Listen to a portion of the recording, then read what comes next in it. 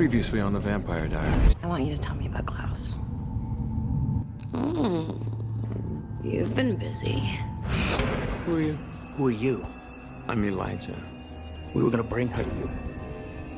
For Klaus. Better you die than I. Hey, what's up you guys? It's me, Luke, and welcome back to another video, or if you're new here, welcome to my channel. If you're new here, I post commentary and reaction videos about movies and TV shows. I grew up watching the Vampire Diaries, and I rewatch it every year. I love it. This series is all about recapping the plot of the Vampire Diaries, pointing out plot holes, analyzing the mythology, and doing a deep dive into the characters' arcs, storylines, and their relationships with one another. And if this looks familiar, this series is inspired by Jenny Nicholson's YouTube video analyzing the Vampire Diaries and Mike's Pretty Little Lies recap series. So this video is actually part 2 of 3 videos on season 2 of the Vampire Diaries, because I split these videos up into 3 different videos because there are 22 episodes per season, and I want to be able to get into detail with it, especially with the first 3 seasons, as they are the best in my opinion and my favorite. And just a reminder, these videos are for those of you who have watched the Vampire Diaries as kind of like a trip down memory lane, as well as those of you who haven't, because I do not spoil things as they happen ahead. We go through it, and I also include clips and overlays from the show so you can understand what I'm discussing. This video is for all. We do not discriminate. Whether you are in or out of the TVD fandom, all are welcome. So if you want to check out all of my videos on season 1, I'll link it down below, as well as my first video for season 2 that focus on the first 7 episodes of the season, because this video will focus on the middle 8 episodes of season 2, and my next video will be the final 7 episodes of season 2. And just as a reminder, I know these videos are really long, so if you can't finish it in one go, I have the timestamps linked down below. If you want to watch a couple of episodes, leave, then come back and whatnot. Alrighty guys, so before we get into it, let's just remind you how the mind map works. So red strings indicate romantic interactions, blue strings indicate genetic connections, the X's indicate dead characters, the question marks indicate characters that have not yet been introduced, and 8 characters will be unveiled during this video. And these symbols over here indicate what type of supernatural creature the character is. We have the moon and teeth for wolves, the sun and fangs for vampires. We have this witchy looking symbol for doppelgangers, of which we only have 2, symbol that I cannot explain to you until season 3 for witches. So where we ended off with the last chapter was really dealing with Catherine's mess of her coming back to Mystic Falls. She's saying she's there because she misses Stefan and wants to get him back, and she does everything to try and keep him away from Elena, including turning Caroline, her best friend, into a vampire and using her as a spy to try and see if they're still together, when she told Stefan that if he didn't break up with Elena, that she would kill her and her entire family. And when Stefan and Elena find out about Caroline doing this, they start fake fighting and wanting everyone to think that they broke up, but Catherine knows that they didn't, because this entire time her real spy was actually Elena's aunt and legal guardian, Jenna. She actually uses her compulsion to get Jenna to stab herself, which then makes Elena break up with Stefan, realizing that they shouldn't have underestimated Catherine's threats. And we also learn that the real reason Mason Lockwood has come to town is because he's looking for something called a moonstone. And we also find out that the real reason he wants it is for Catherine, and he thinks it's because she wants to break this curse called the sun and the moon curse, because if the werewolves break it, they can turn at free will. If the vampires break it, they can walk in the sun. But really it seems like Catherine's got ulterior motives for the moonstone, and when Mason actually has the moonstone, the gang ends up finding it, and Damon ends up killing Mason while questioning him. But then in the final episode, I find out Catherine never really cared about Mason all along. She was just using him to get the moonstone, and she needs a werewolf. So what she does is she compels Matt Donovan to pick a fight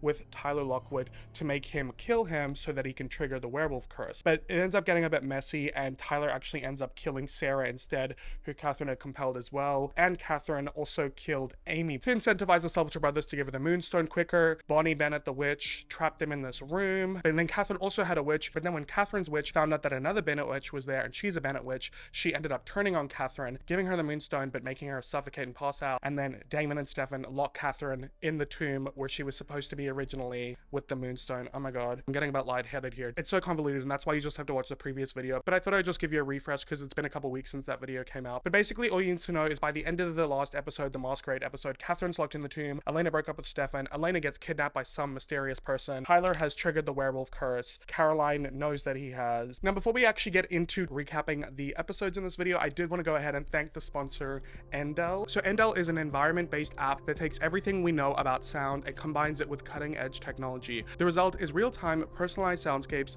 designed to help you relax, focus, or sleep. Their patent core technology adapts in real time to personal inputs such as location, the weather, your heart rate, or your circadian rhythm to personalize your very own soundscape. I use the app when I'm overwhelmed, especially in noisy environments, or when I'm sitting at my desk scripting and working and I need to focus, or when I'm trying to wind down before bed and fall asleep. Endel soundscapes are based on neuroscientific and psychoacoustic principles. In fact, a recent survey showed that Endel users with ADHD, tinnitus, and sleep disorders reported the app helped manage their symptoms. Whether you're struggling with focusing, productivity, stress, anxiety, or falling asleep, Endel soundscapes can help aid you in finding mental clarity. And because Endel is sponsoring this video, the first 100 of you to download the app by clicking the link in the description or scanning the QR code on the screen will get a free week access to these personalized audio experiences. Thank you so much, Endel, for sponsoring this video, and without further ado, I'm about to dive in to the Vampire Diaries Season 2, Part 2. And while these YouTube videos are more so focusing on recapping the plot, I also have a Patreon where I post videos where we watch some of the pivotal scenes from the Vampire Diaries together, discussing the storylines or the characters and their arcs and their relationships with one another. So I will link those videos down below if you would like to go ahead and check them out. So yeah, without further ado, let's get into Chapter 2 of Season 2 of the Vampire Diaries, episodes 8 to 15, self-titled as The Chronicles of Mystic Falls, The Vampires, the Witches, and the Werewolves, which is kind of a play on the Chronicles of Narnia, The Lion, the Witch, and the Wardrobe. I just thought this was fun because also this is kind of a chapter where we get a really good even blend between the witches, the vampires, and the werewolves in the show, and we get to see them all interact with each other. So let's start off with episode 8 titled Rose. I really love this episode. I feel like it's a really pivotal moment in the show. It introduces a really intense villain, it ups the stakes, it has a bit more of a dark gothic nature to it, it's a lot more scary, and the location where most of the episode is set is just really fun. So this episode starts off the day after the masquerade ball where Elena was kidnapped. We see a black SUV pulling up next to another car in what seems to be the middle of nowhere. The guy in the other car asks the guy in the black SUV to put her in the trunk, and he goes over to the guy and asks him if there's anything else, and the guy's like, yes, come closer, closer, and then he pulls his head into the car, sinks his fangs into his carotid artery, and drains him of all his blood. And this character is a new character who goes by the name Trevor, and he is clearly a vampire. So at the Gilbert house, Jeremy notices that Elena hadn't slept in her bed. Then over at the Forbes house, Caroline is talking to Damon about Tyler and how she thinks that Catherine was behind his transformation into a werewolf, but she doesn't really think he knows much of anything. But she'll ask him, but then Damon vamp speeds over to her and tells her not to tell him anything or talk to him about it because a bite from a werewolf can kill a vampire, you got it? So over at the high school, Tyler is walking through the halls and he sees the missing poster signs for Amy Bradley, and he sees a bunch of people over at Sarah's locker putting a bunch of like flowers and teddy bears and candles, you know, a bit of a shrine because she's dead because Tyler killed her. So he's obviously feeling really guilty and cut up about this, and when people bump into him, he's really reactive, like his instincts and reflexes are on a high alert, you know, now that he's a werewolf. And he also accidentally breaks his locker when he's trying to unlock it and open it, so he's got this newfound strength. Also in the halls, Jeremy then goes and talks to Stefan, saying he's glad that him and Elena are back together, but he's got to give him a heads up if he needs to cover for Elena not being home. And Stefan's like, we're not together, she wasn't at mine last night. And then Jeremy's like, well then where is she? Because she didn't sleep in her bed and we haven't seen her. So finally we get to see where Elena is. We cut to this decrepit, abandoned mansion where that guy from earlier, Trevor, carries her over onto a couch and he starts untying her. She begs him, saying that she's hurt, and he's like, I know, just one taste. And he wants to feed on her, but then this woman named Rose, who the episode is titled about, so that should indicate that she's going to be important, tells him to back off. Just a taste. Trevor! Control yourself. Elena asks Rose what she wants with her, and she's like, wow, you look just like her, meaning Catherine. And Elena's like, but I'm not, I'm Elena Gilbert, what do you want? And Rose is like, I want you to be quiet. But Elena keeps asking her questions, and Rose gets pissed off and slaps Elena across the face until she passes out. I know who you are. I said be quiet. What do you want? I want you to be quiet. In the parking lot of the high school, Stefan is talking to Damon about Elena being missing, and they think it has Catherine written all over it. And then Damon mentions that Catherine did say something to him when he locked her in the tomb, saying that Elena was in danger. And Stefan's like, wow, you didn't think to tell me that? But Damon just thought it was another one of her lies. And Stefan wants to go talk to Catherine, and Damon's like, that's a really bad idea. She'll just manipulate us into letting her out, and then she'll kill us for trying to kill her. It's a bad idea, Stefan. It's Elena. So back in the high school halls, I guess no one's going to class, they're just hanging around the halls. Tyler is talking to Caroline, asking how she knew about him, and she plays dumb like she didn't know anything. And she's like, I was just trying to help you cover up a really bad accident. So after having passed out, Elena wakes up and she overhears Rose and Trevor arguing about getting a message to someone and how someone is coming to meet them. And they're like clearly very nervous about it. She's eavesdropping, and they catch her because they hear the wood creaking beneath her feet. And Rose stops her and says, if you're thinking of leaving, there's nothing around here for miles. No one will find you and no one will hear you. Stay put. And while she was eavesdropping, Elena heard them mention the name Elijah. They were saying he's like old school and stuff. And Elena asks her who Elijah is, and Rose says, It's your worst nightmare. he's your worst nightmare. Oh yeah, I forgot to mention, Rose and Trevor have a British accent, so that's a wee bit fun, isn't it? We get quite a few more British accents at this point in the show, whereas before we didn't have any, so it's a nice little difference, isn't it? So in one of the classrooms, where no one is actually having a class, because no one goes to class in the show, Stefan is talking to Bonnie about opening up the tomb so he can talk to Catherine, but Bonnie doesn't think that she can do it, and I'm surprised Stefan would even ask this of her, considering last time she opened her tomb with her Grams, they needed 2 witches for it, and one of them died. And that was one of the reasons Bonnie was so mad at the Salvatore brothers in the first place, but I digress. But she says she might have another way to find her. We then cut to them in a locked classroom. He's not there though, and Stefan is all stocked up on Alarc's weapons, because remember, he's like a vampire hunter who just happens to carry them in his trunk and leave them in his locker at the school and whatnot. Okay, so Jeremy's there because Bonnie needs to use his blood since he's related to Elena, and she cuts his hand and his blood falls on the map, and it travels from Mystic Falls to somewhere in Redsvale, 300 miles away, but that's as close as she can get. So this is a locator spell. This is our first time in the show, I think, where Bonnie does a locator spell. So then Jeremy's arguing with Stefan about wanting to come with, but Stefan doesn't want him to, and while they're doing this, Bonnie's back to them and her nose starts to bleed, and this is the beginning of the trope of Bonnie almost dying or getting physically injured doing spells, even though this is a very simple spell. But I digress, she's probably just tiring herself out, especially because the night before was when she had done the seal on the room to trap Catherine in, and then she also did that spell to help Elena with her injuries, so I guess she's just like overdoing the magic. She needs to charge up. So after this argument, basically, Jeremy is going to stay with Bonnie, and Stefan is going to go on this road trip with Damon to find Elena. So Tyler's on the school's basketball courts exhibiting some like steroid meets acrobatic meets supernatural like behavior. But then he sees Caroline walking to her car and he confronts her. He gets annoyed that she keeps lying to him, so he grabs her arm and then she twists his arm and throws him down on the ground, and he's really shocked that she's stronger than him. Please, that was nothing. And he begs her that if she knows anything, she has to tell him. And she keeps playing down like, Tyler, you're just in shock over Sarah's death. And he gets really pissed off that she's still lying to him, throws a wolf tanty, and kicks a trash can into a car.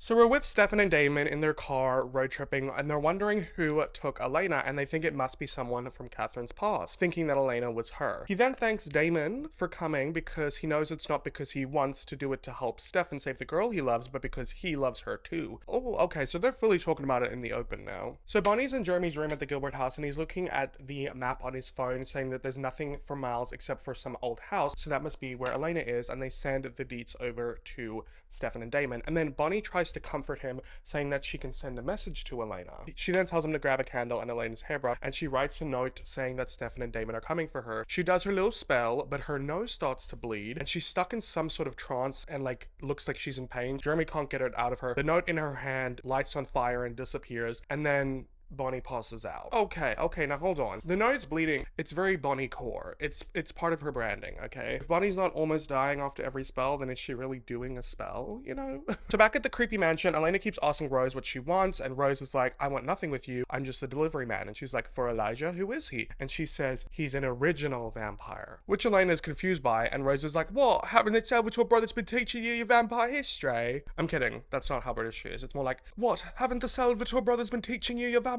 Okay, I need to stop. She's like, oh, you know the Salvatore brothers? And Rose is like, yeah, a friend of mine 100 years ago tried to set me up with Stefan, saying he was one of the good guys. I'll give you guys like 10 minutes to guess who that is in the comments. And then she's like, but I'm always into the bad guys. Okay, so we know where that's gonna go. Elena goes back to the original vampires, asking who they are, and Trevor comes in saying that Rose and him have been running from the originals for over 500 years, and they want it to be over, so they're using Elena to negotiate themselves out of an old mess. Elena asks why her, and Rose says, because you're a betrayer doppelganger, you're the key to breaking the sun and the moon curse. Shut the because you're the betrothed doppelganger, you're the key to breaking the sun and the moon curse. Okay, that was a little better on the British there. And Elena's like, I thought the moonstone was the key to breaking the curse. And Rose informs her, no, the moonstone is what binds the curse. The sacrifice is what breaks the curse. The blood of the doppelganger. You're the doppelganger. Which means, in order to break the curse, you're the one that has to die. Oh, okay. Oh, okay. This is the moment. This is why I said this episode is pivotal.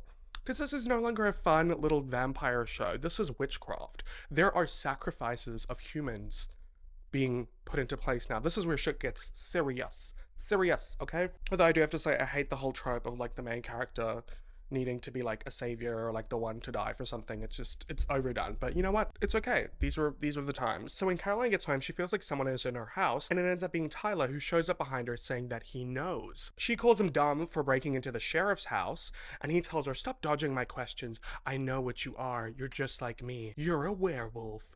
And Caroline bursts out laughing because she thinks it's hilarious. You're a werewolf.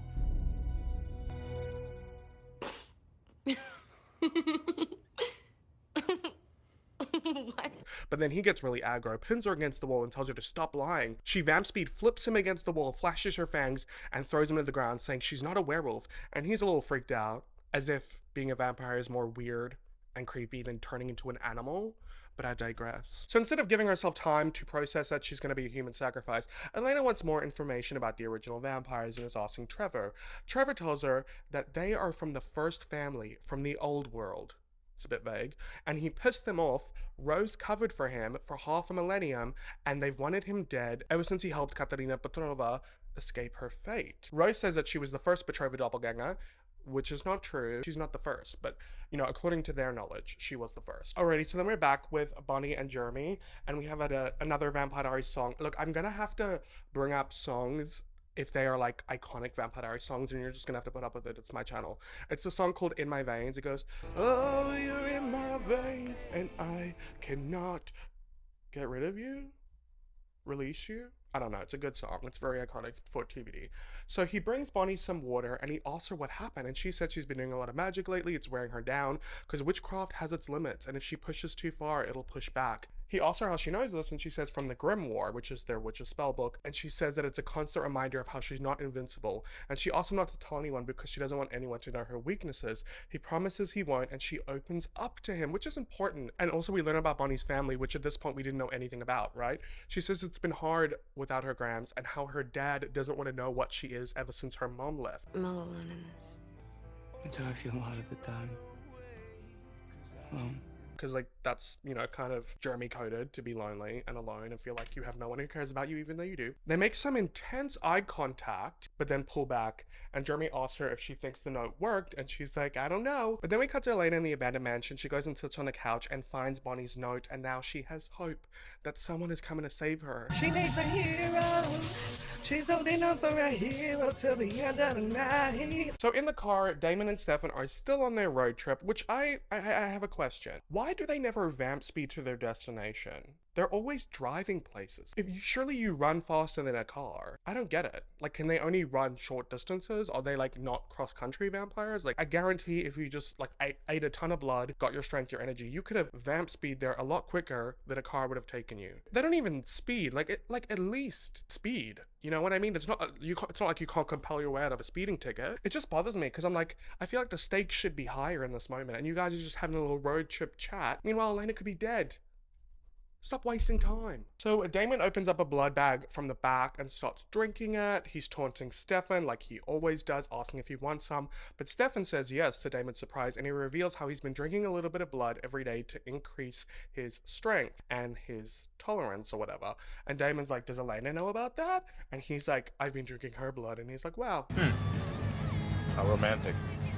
Damon then starts joking about them bonding and reminiscing of the days when Stefan lived for blood and would just rip someone apart just for the fun of it, and asks if Elena would be so open to opening her veins to that guy. And he's like, that guy was such a hoot, whatever happened to him? And Stefan's like, I guess if I had something else to live for. Oh, Elena. But this is where we're getting droplets of how insane Stefan used to be back in the day. I kind of like the dropping little curious moments here where you're like, really? He ripped people apart for fun? That doesn't sound like the Stefan we know. Just you wait and see. So back in the mansion, Trevor is freaking out because Elijah, mysterious Elijah, has arrived, and Rose tries to calm him down, saying that they're family forever. And Rose tells him to stay with her and she'll go meet Elijah. So then we see the door open, and it's Elijah, who has really neat hair. He's in a suit, very polished, with a British accent as well. Rosemary.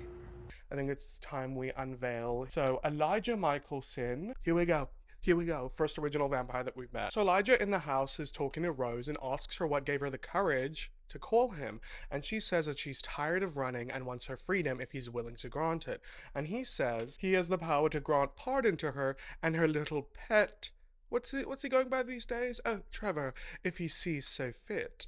So Rose informs Elijah that Catherine didn't burn in the tomb and she's alive. And she clocks that he doesn't seem surprised by this, and he says, Oh, when you called and invited me into this armpit of civilization, which is a mere 3 hours from the town we know as Mystic Falls, I surmised it had everything to do with Katerina. so where is she?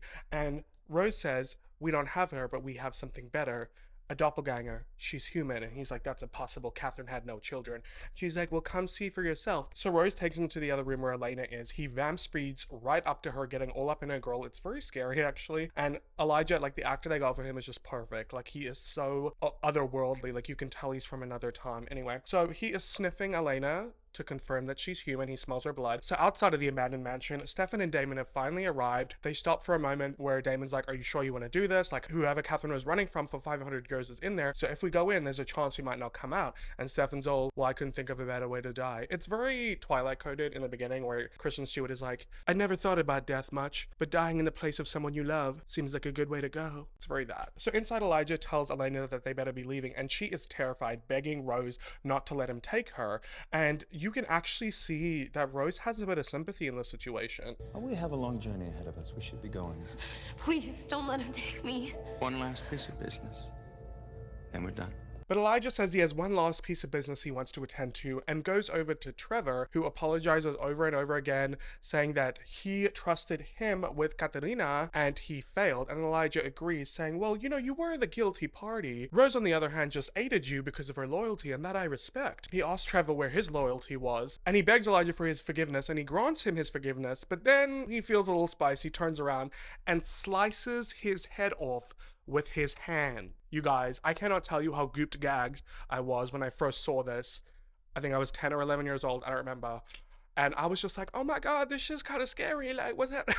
Because this is the first time something like this had happened in the show. Like, this is intense. And heads just continue to roll from this point onwards, so get used to it. Rose cries out in pain because that's her bestie right there. And Elijah's like, oh, enough, Rose, you're free. Let's move on. So then he goes to take Elena, but she stops, saying, what about the Moonstone? And he's like, what do you know of this? And she says, I know that you need it and where it is, but she won't tell him where it is. And he's like, oh, you're negotiating now? And then he rips off Elena's vervain necklace and compels her and asks her where it is. She tells him it's in the tomb under the burnt Fells Church with Catherine. And you gotta wonder why Elena didn't have vervain in her system, and I guess it's probably because she was still feeding Stefan her blood at that point, so she couldn't drink it. I don't know, I digress, because just wearing it in jewelry, as we have learned, is not enough. But they all get distracted because they hear noises coming from the front of the house, so they go to check it out, and there's like vamp speedy noises going all over the place, and Damon and Stefan are like calling out, being like, over here. It's actually kind of fun. Up here. Down here.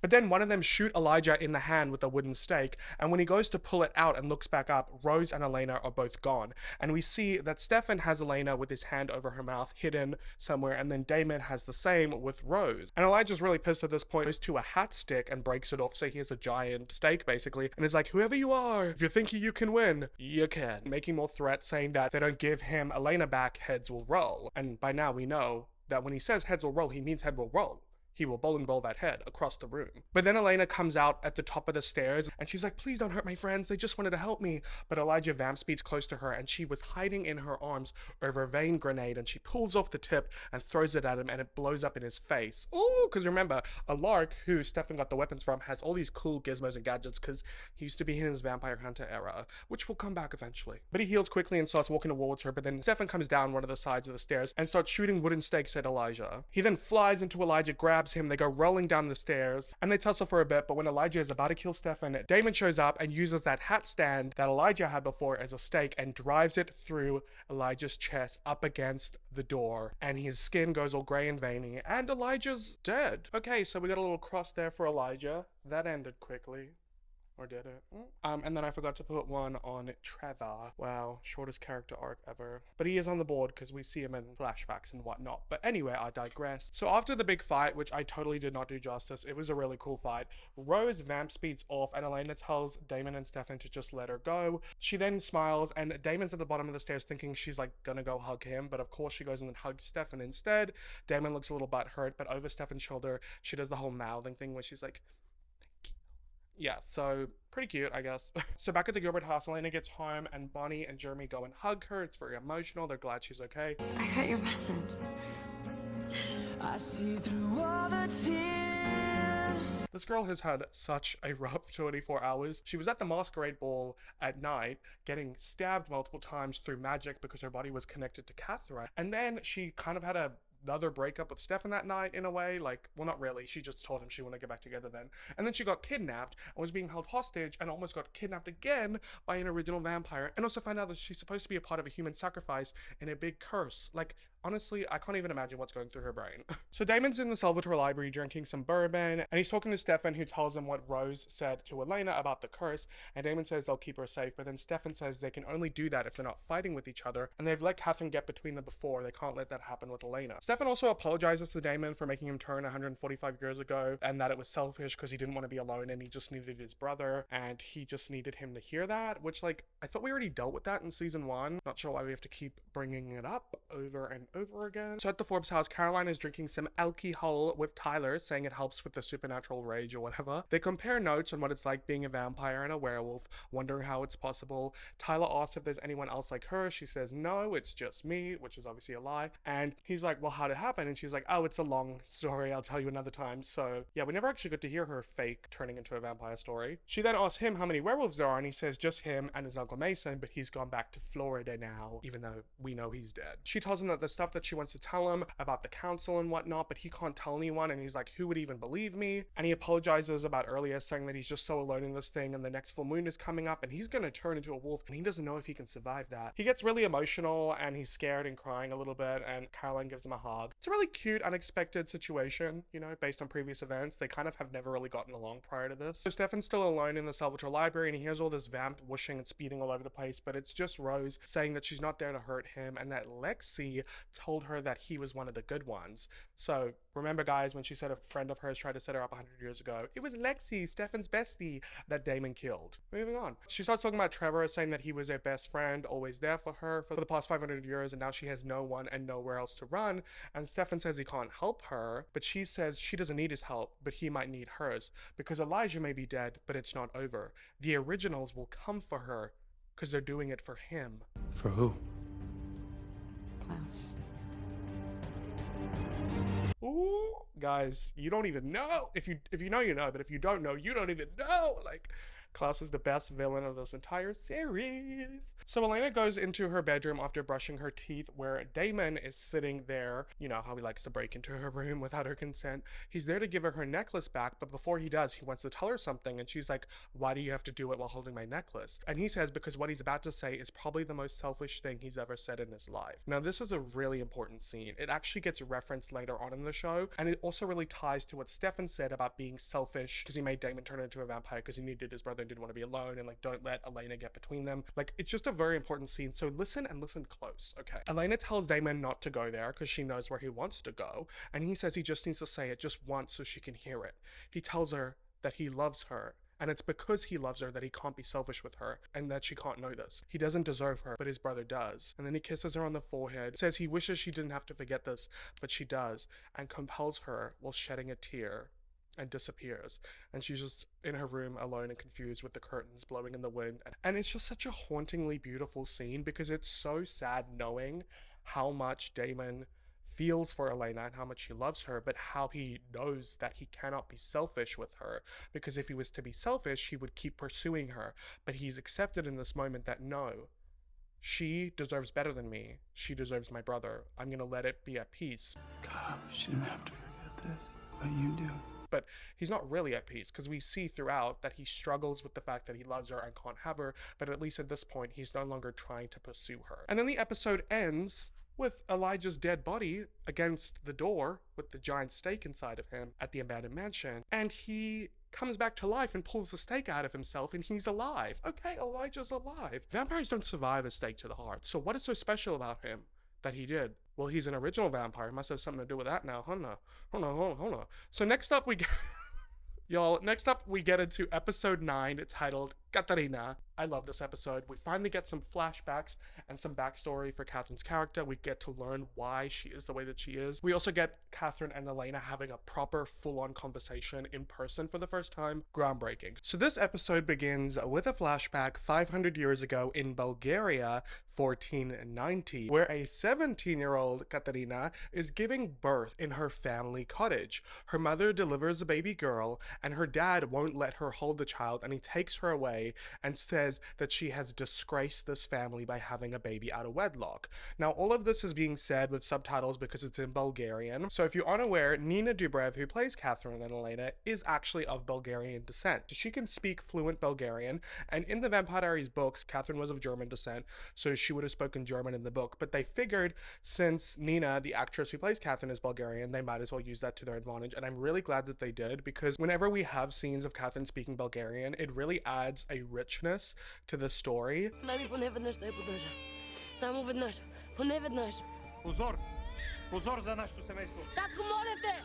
And I do like that with, you know, also these British characters, when we get flashbacks from England and having the flashbacks from Bulgaria, and when they just start adding flashbacks and stories from other parts of the world in the Vampire Diaries, it just like expands the world and shows that the supernatural world doesn't just exist within the United States of America, which I personally enjoy. But Nina's acting in this scene is honestly breathtaking. You can really see the trauma of Catherine having her child ripped away from her at birth.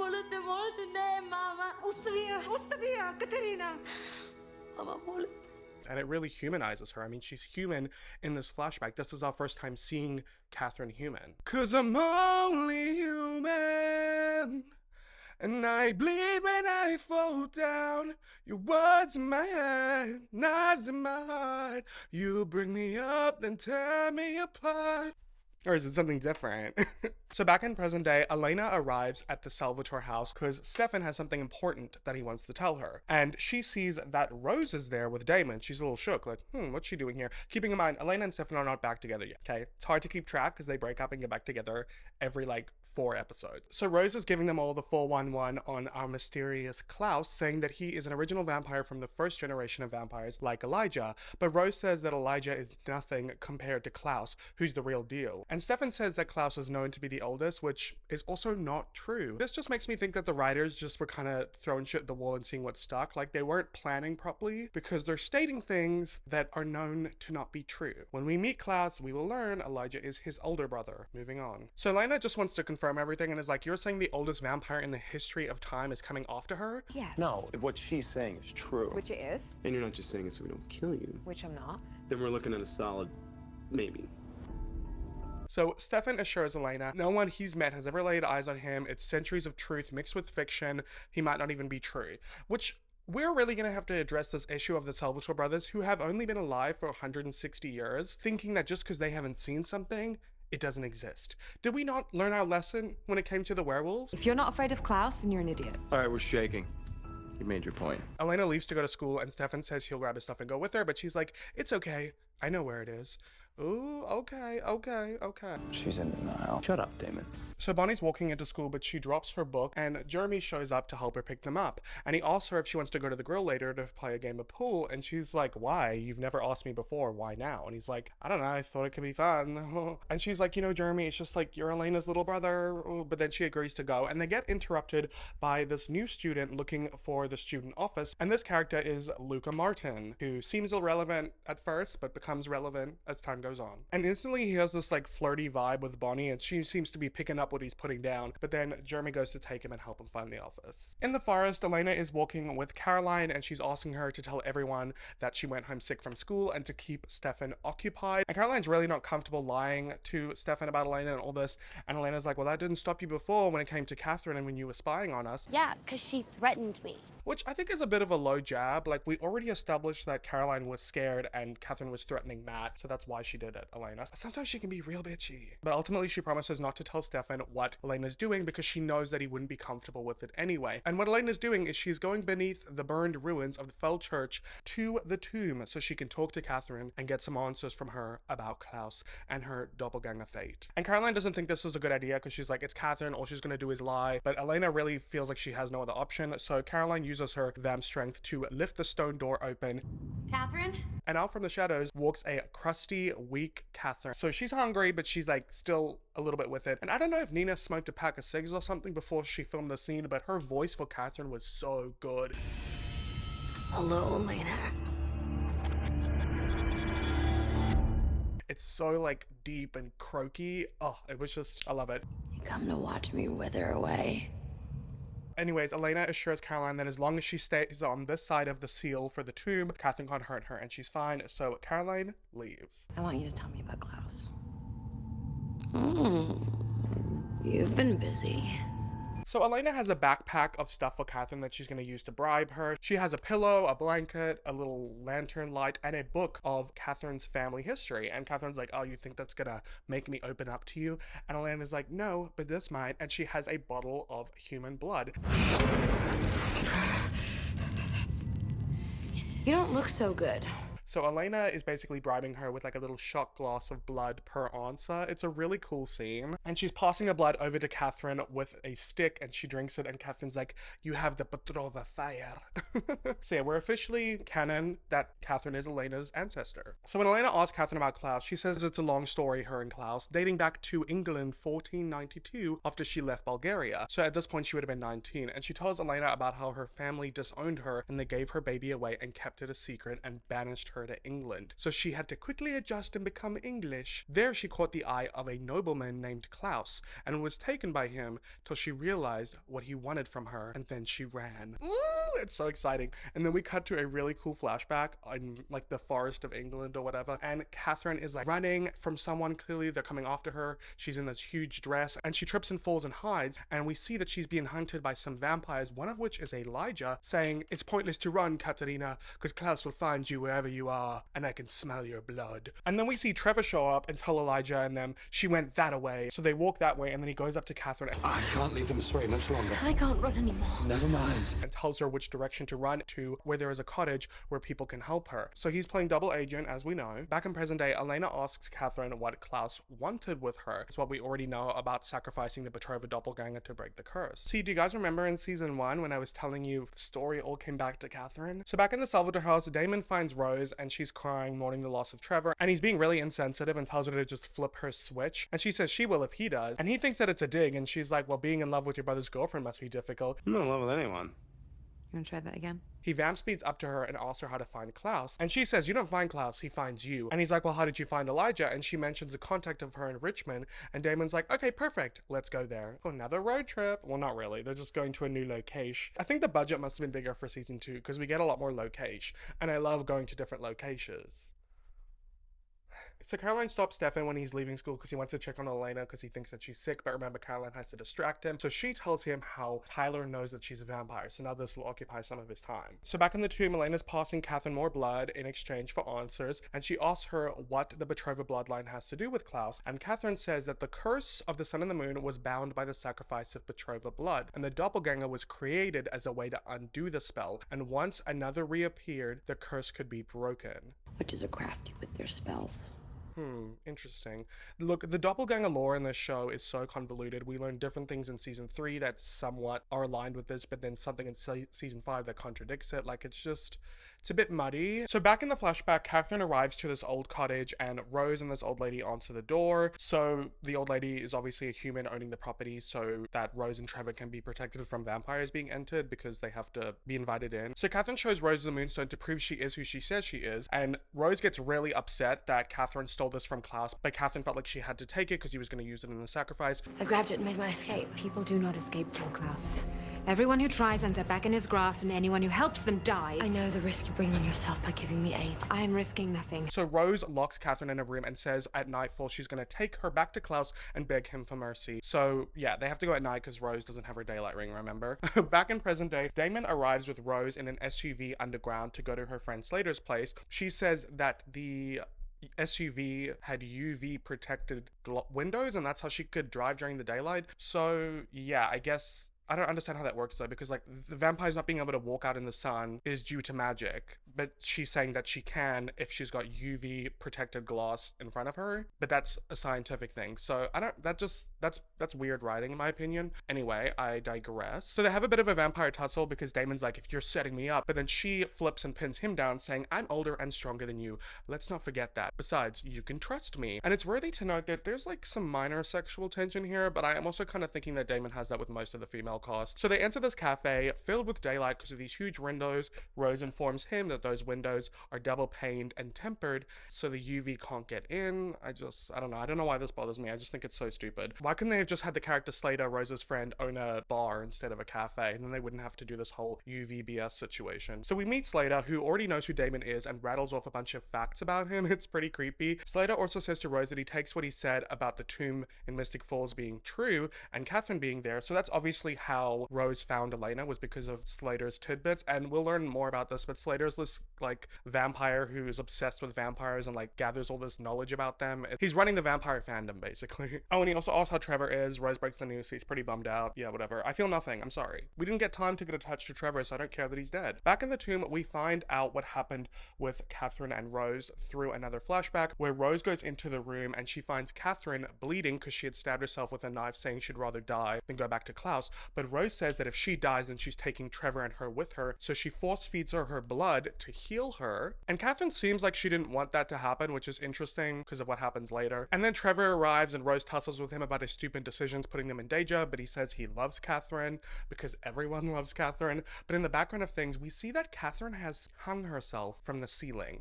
This scene is like so out of pocket. It's so dark. Oh. In present day, Elena is really shocked by Catherine's story that she killed herself, and she said, well, Klaus needed a human doppelganger, and as a vampire, she was no longer useful to him. But Elena points out that it didn't work, obviously, because she's been running from him ever since. Catherine says she merely underestimated the spirit of Klaus's vengeance, but living out of a suitcase is better than dying so you can have your blood spilt over some silly little rock. Okay, that's my girl right there, and that's some tea. Don't give up so easily, Elena. God. But back in this flashback, Catherine wakes up after tricking Rose and Trevor, and they're quite upset because he wanted to help her live, but she said that he would only help her run, which would never be enough. And Rose is like, wake up, Trevor. She used us both. And she goes to stab Catherine, but Catherine uses that old lady as a human shield, so Rose stabs her instead, and then Catherine drinks blood from the older woman to complete her transition. And Rose is like, you've just signed our death sentence. And then we get the classic Catherine line that she says all the time from now on.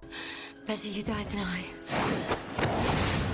In present day, Elena is very disturbed by what Catherine did to Rose and Trevor, but Catherine's like, Elena, I was just looking out for myself, and if you're smart, you'll do the same thing. So over at the girl, Caroline is stalling Stefan so he doesn't go check up on Elena, and she's talking about Tyler and him knowing that she's a vampire and blah blah blah, and Stefan's like, you know, that was really dumb. If Damon finds out, he'll kill you both. And she's like, but you won't tell him, right? And he's like, no, I promise I won't. And she's like, why are you such a good friend to me? And he's like, I don't know, you remind me of a friend of mine. And she's like, ah, you have a friend? The scene is just really funny, but he's obviously talking about Lexi, which is real cute. But he's gonna go leave, and she stops him from leaving, asking what she should do about Tyler, because there's a full moon coming up and he's freaking out. So she's pretty good at stalling. Still in the girl, we see the new kid, Luca, with his dad, Dr. Jonas Martin, new character alert. And Bonnie's walking past them because she's meeting Jeremy for pool, but he hasn't arrived yet. Luca invites her to sit with him. We learn that they moved from New Orleans, Louisiana, which is interesting because that's where the spin-off show, the originals, are set, but that's a story for another time. And then when he finds out what Bonnie's last name is, Dr. Jonas Martin says he's known Bennett's before and asks if she has any family from Salem. Because you know Salem witches. So Bonnie's a little sussed out. She's like, yeah. And then Jeremy arrives, so she goes to leave with him, but she touches Luca's shoulder and feels a sort of energy, if you will. So back in Rose's friend Slater's cafe, he's confirming if Elijah's really dead, and Damon's like, yeah, it was me, I'm sure he's dead, which we know he isn't. And they go sit down, and we learn that Slater's been in college since 1974, and he has 18 degrees, 3 masters, and 4 PhDs. He's very braggy, and it's also like, whoa. And Damon's not really impressed, and they have this conversation of like, what's he supposed to do with his life otherwise? But then Rose changes the subject, asking how they can get in touch with Klaus, but Slater says it's usually someone through Craigslist, which is really funny. He says he responds to a personal ad, which gets sent to somebody, who knows Elijah, which is now dead. So that's where his connection stops. But outside of the cafe, remember there's these giant glass UV double pane windows or whatever. There's this busker playing his guitar, and we see a man in a suit pick up some of the coins and drop a bunch of notes, and he's just playing with the coins in his hand, and we see it's Elijah watching them through the window, very much alive. So back at the grill, Stefan tells Caroline that she has 2 seconds to come clean before he leaves, and he asks where Elena is, and she says that she won't tell him, and he's like, come on Caroline, I thought you were my friend. And she's like, yeah, but Elena's my friend too, Stefan. I'm not gonna tell you. So basically bestie code trumps friend code. So back in the tomb, Elena asks Catherine if she came back to Mystic Falls so she could hand Elena over to Klaus in exchange for her freedom, and she doesn't really deny it, and asks what else she needs to break the curse. It can't just be her and the stone, and she realizes otherwise there wouldn't be a reason for her to trigger Tyler's werewolf curse or to turn Caroline into a vampire, and she would probably need a witch to do the spell. And Catherine's like, well, I had one, meaning Lucy, but Bonnie will do. So Elena's really shook with realizing that Catherine was just gonna hand all of them over to Klaus to save her ass. And then we get the classic Catherine line, So you were gonna just hand us all over to be killed. Better you die than I. oh my god, she was gonna turn over 1, 2, 3, 4 17-year-olds in exchange for her 500-year-old ass life. Don't get me wrong, I love you, Catherine, but the math's not mathing. So back in the cafe, Damon asks Slater why the originals want to lift the sun and the moon curse when Elijah walked during the day, so that's clearly not a problem for them. And he says it's to keep the werewolves from lifting the curse, because then the vampires would be stuck with the sun curse and the werewolves could turn at free will. Damon asks if they can stop the curse from being broken by making the moonstone useless, and Slater's like, yeah, but why would I want to do something that would prevent me from being able to walk in the sun and piss off an original? And Damon says he can help him walk in the sun, but outside we see that Elijah is eavesdropping on their entire conversation with his vamp hearing and playing with those coins in his hand. And then he does something so cool. He takes the coins and throws them at the window, and it shatters all the UV protected glass, and then Rose and her friend Slater start sizzling like a barbecue. And I just thought that the scene was so cool. Like, whoever came up with that idea, like, that's really creative. I haven't seen that done anywhere. Everyone's freaking out, screaming. Damon covers Rose with a jacket so she stops sizzling and takes her back into the parking garage so she can heal all of her blisters, and Slater disappeared, and Rose insists that this has nothing to do with Slater. He wouldn't betray her like that. And Damon's like, well, who else? And she's like, It's Klaus, don't you understand?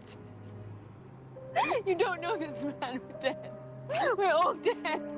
and she's like really scared, and this is when Damon realizes like, oh, okay, shit. Because I feel like at this point, him and Stefan have kind of been like trying to deny the Klaus situation, because remember, they haven't seen him, they haven't met him, they haven't heard of him, so maybe he can't be real, maybe he's like the boogeyman. But no, take this as your hint that that man is serious. You guys haven't dealt with anything like him. So far as a villain, you've had the tomb vampires, you've had the council, pathetic, you've had Catherine, like none of that is anything compared to Klaus. So back at the grill, Jeremy's like playing pool by himself now while Bonnie's like sitting down far away smiling at him, and then Luca comes over to her to apologize for his dad's lack of subtlety, but he picked up on her. So Luca pours some salt on the table, saying that his dad doesn't like for anyone to know, and then he lifts the salt with his hand mid-air and says that his dad just wants them to fit in, which then Bonnie confirms that he's a witch, and he says they prefer the term warlock. So we've got two new witch characters here. I'm not going to say warlock, it sounds stupid. You're witches, deal with it. So I think I need to go ahead and get some witch symbols. Alrighty, Dr. Jonas Martin is a witch.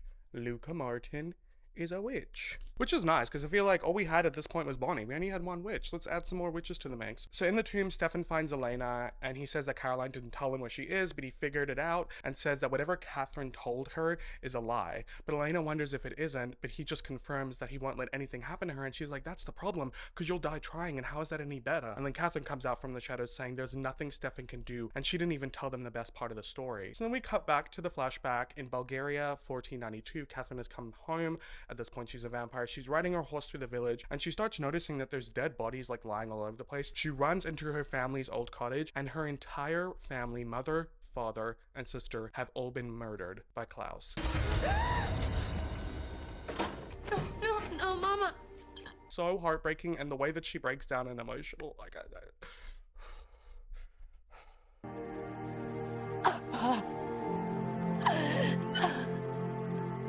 No. Sorry, I just like feel so bad for Catherine. Her entire family got murdered because like she underestimated his vengeance, and it just breaks my heart. My heart is breaking. Back in present day, Catherine tells them, so whatever they do to escape Klaus, he will get his vengeance, and anyone they've ever loved will end up dead. Stefan keeps telling Elena to stop listening to Catherine, and Catherine's like, when will you realize that she's doomed? There's nothing you can do to stop it unless you have this, and shows him the moonstone. And Stefan's like, oh well, there it is. You spun this whole lie so that we'd have to get the stone from you and you'd be free. And he calls her a manipulative, psychotic bitch. But Catherine says she doesn't want her freedom because when Klaus comes to kill them all, she'll be in the tomb where no vampire will enter because they can't get out. She'll be the safest psychotic bitch in town. Slay! I just love that. I love the reference. I love it. Like, she really, you can't one up her. You just can't. Stop trying. When will you realize? So in the Salvatore house, Damon is watching the fire and Rose comes up to him saying that she's sorry and she wishes that she could help him save Elena, and he says that he will, and she says he reminds her of Trevor, and he's like, ew, why him? And she says because he always used to talk a big game, but underneath it all he was the best friend you could ever have. And Damon's like, where did that loyalty get him? And she's like, dead, and my loyalty almost got me dead. They cheers to friendship over some bourbon, and she tells him that he's right to fight the way that he feels about Elena, because if they want to survive they need to not care about anyone. And then they sleep together. So yeah, looks like I'm gonna have to add a red string there. At the grill, while Jeremy's playing pool, he notices Bonnie and Luca smiling, laughing, flirting.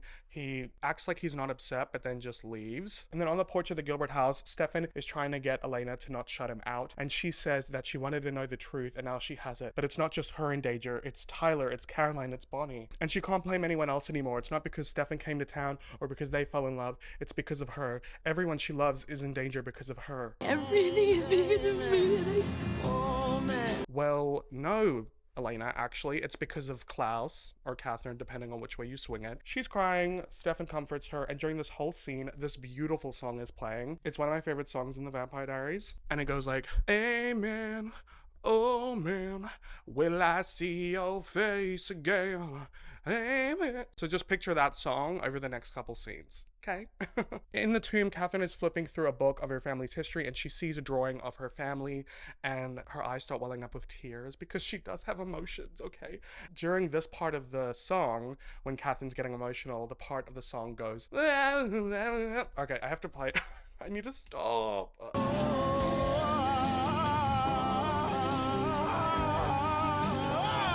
So back in the Salvatore house, after Damon and Rose had their fun rustling all over the floors of the library where anyone could have walked in, she tells Damon that it's a lie. There is no humanity switch. Maybe in the beginning, but as you get older, you just have to pretend. Okay, like what does it even mean in the context of the show? It's really clear in the early seasons of the show that the writers were not entirely sure how literal they wanted to be with the humanity switch, because at points they go very literal, and then at points they go very metaphorical, and it's like, maybe make up your mind.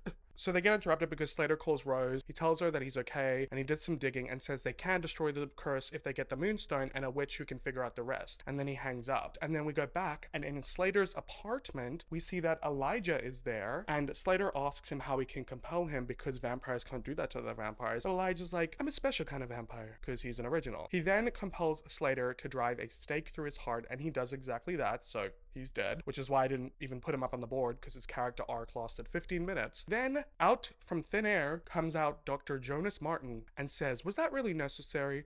And Elijah says, yes. He delivered his message. Won't be long now. Oh, okay. Okay, so he's evil, which begs the question, is his son evil? Because now Bonnie's getting all goody-goody with that. And Elijah is basically the villain for this chapter, which is cool. But then it also makes you be like, okay, well, if he's like this, what's Klaus like? Alrighty, guys, so moving into episode 10 titled The Sacrifice, I did add a red line for Rose and Damon and a red line for Trevor and Catherine, because remember, that indicates romance. So it doesn't have to be that they're in love. I'm just, we're trying to develop the connections here. So the episode begins at night with Elena waking up in her bed because she hears a noise, and she goes to look for what it is. And when she leaves the room, we see Dr. Jonas Martin being all creepy in her bathroom, and she runs into the hall where she bumps into a shirtless Rick and Jenna, who are just getting some midnight snacks after they did the dirty. They have a bit of a conversation in the halls. It's pretty awkward, and while they're having that, Dr. Jonas steals some of Elena's jewelry and her hairbrush, and while they're distracted, he sneaks out of the house. So Pretty creepy. Wonder what he's up to. So the next morning, Stefan and Damon arrived at the Gilbert house to tell Elena how they met with Catherine because they want the Moonstone, and she's finally willing to give it up for her freedom because she's dirty, bored, and starving, and she says if they free her, she'll give them the Moonstone and disappear from Mystic Falls forever. Elena confirms with the two of them that they don't actually believe her, and they don't, but Damon mentions how Rose's friend Slater says that they can destroy the spell for the curse by releasing the magic from the Moonstone, and Bonnie's already agreed to help them. She's trying to find a way to lower the seal long enough that they can grab the Moonstone, but Elena doesn't want them to do that because she doesn't want to retaliate Klaus because then he'll kill everyone. And this is the point in the series where a lot of people talk about how they don't like Elena, and prior to this I do like Elena, but at this point when she has her martyr storyline, this is where she loses me, okay? Because she struggles so hard to understand why all of her friends and the guys who love her want to save her, and she's just on the Sui path basically, wanting to just give up her life because she feels as though she has no other option, and she doesn't fight for her life. And it is kind of a complex story because if she did let them do everything to save her and then a lot of them died in the process, then she's selfish. But if she doesn't want them to do anything and just gives up, then she's being a martyr. So it's kind of like a double-edged sword, like which way is she supposed to go? So over at the high school, Bonnie and Luca are getting to know each other and talking about her witch journey. She opens up about how lately it's been a lot harder. She's getting bad physical reactions, the nosebleeds, the passing out, and he seems to totally get it, saying it's because she's trying too much to do stuff on her own and she needs help from nature, the elements, or another witch. And then he tells her about channeling, which is when two witches put their powers together to double their strength. And isn't this basically what Bonnie did with her Grams when they opened the tomb in season 1? But I digress. To her it seems new. They both swap personal items like jewelry or whatever, and he says it'll act as a talisman. So they hold each other's items, they close their eyes, they get all witchy, and the wind starts blowing really intensely, leaves start blowing all over the place. And it's kind of suspicious because they're both just standing there in front of the school holding each other's hands with their eyes closed, and then everybody else is like, oh my god, this is so chaotic. But I guess because it was kind of a spell that emulates nature, it wasn't too suspicious. But then they stop the spell and Jeremy comes over like, whoa, what's going on with that weather, huh? Luca leaves and Bunny realizes she forgot to give him his necklace back, and Jeremy's like, whoa, that guy's kind of weird, and Bunny's like, no he's not. So clearly Jeremy's quite jelly of Bunny's new boo. So Elena shows up to the Salvatore house and Rose walks over in her robe thinking it's Damon. She's like, you shouldn't leave a girl naked alone in the morning. She realizes it's Elena. It's a little bit awkies. I don't know why Elena gets so awkward around knowing that Damon has slept with other women. Rose says there's no one else in the house, but Elena says that she actually came to speak with her. So she gets dressed and they talk in the library, and Elena wants to go ahead and see Rose's friend Slater to get more information about Klaus. Rose doesn't think it's a good idea, but Elena's like, you owe me. One word from me and Damon and Stefan would have killed you. She's still really resistant, but then Elena bribes her by saying she can help her get a daylight ring. Elena's kind of in her bribing era. Anyway, back at the high school in the basketball court, Matt shows up, which we haven't seen him in a while actually, not since the Masquerade episode. So he's been laying low, avoiding everyone, and he's apologizing to Tyler for picking a fight, saying he doesn't know why he did it, he feels so stupid. Obviously we know he did it because Catherine compelled him to. Then Caroline finds Matt, asking how he is, but he's very short with her and just leaves. So she goes and talks to Tyler, asking what he's going to do about the full moon, and he says he has a plan, but it's private. And then she rattles off her resume of all the different things that she's involved in within the school and the town, and it's like, you really sure you don't want my help? Because one thing about Caroline, she loves a challenge and she's going to get involved in everything. So back at the Salvatore house, assuming Elena and Rose have already left, Bonnie is talking with the Salvatore brothers and Jeremy about lowering the tomb, but Jeremy's really worried about her because he's like, it took you and your Grams to open it last time and look what happened. But Bonnie seems pretty confident, saying she's stronger now. So Stefan and Damon are hoping that it'll be easy to get the stone because Catherine hasn't been feeding and she'll be weak, but Bonnie questions if they're underestimating her, and Jeremy suggests why doesn't he do it, because he's human, so they wouldn't even have to bring down the veil, and he has this magical ring that could protect him, which we all know can be ripped off. And Catherine has sliced John's fingers off with the ring before, so what makes you think she wouldn't rip your fingers off now? Anyway, Damon basically says what I'm thinking and is like, gee thanks, you 16-year-old child. Why didn't we think about that?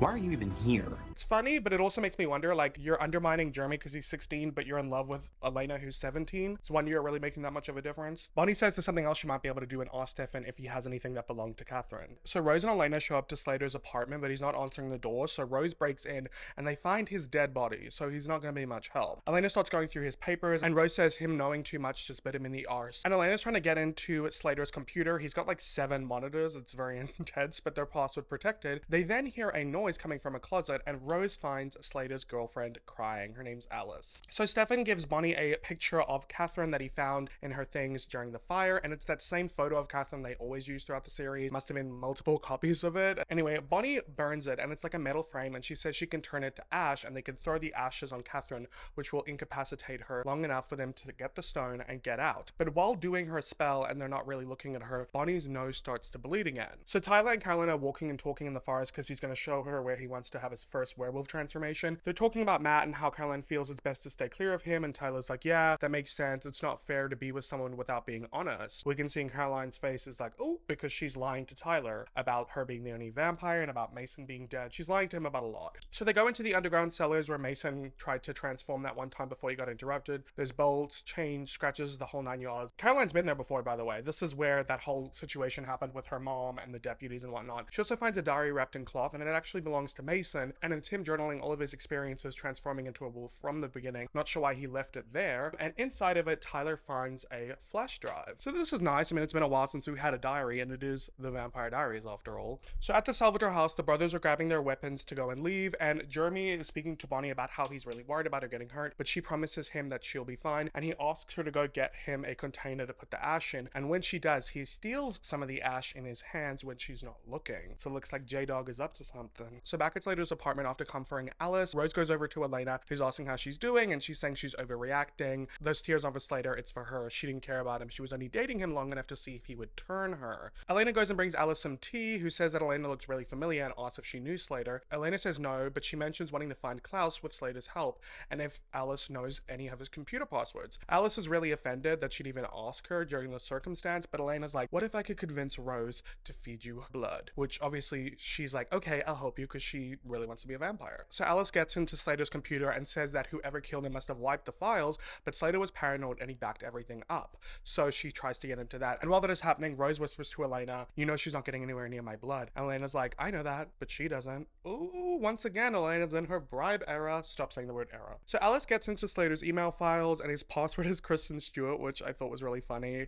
Whenever they have Twilight references, it just makes me giggle. So Rose points out a contact in the email who sent dozens of emails about Elijah, and Alice says that she could call him, and Elena tells her to do so and says she wants to send a message to Klaus that the doppelganger is alive and ready to surrender. Alice starts fangirling over her like, oh my god, I knew I recognized you. You're the doppelganger. And Elena's like, just send the message. Rose freaks out knowing now that Elena just wants to give herself up, and Alice says that the contact is on their way. So Jeremy shows up alone to the tomb where Catherine is to get the moonstone. She taunts him, but he shoots her in the torso with a stake, throws the ash in her face, and she passes out. So he goes into the tomb, but the moonstone isn't on Catherine, so he has to go deep into the tomb with a flashlight, and he finds the moonstone at the very back, grabs it, and goes to run back, but Catherine wakes up, sinks her fangs into Jeremy, but luckily he throws the stone over the seal, so she doesn't have it anymore. I also thought that this moment where Catherine woke up was really cool horror, where she just like turned around and was all scary and stuff. I love scenes set in the tomb, because it was a church above. The tomb is like the basement of a church, so it's got like sort of churchy vibes. It's hard to explain, and I personally find churches very creepy. As someone who was deep into Christianity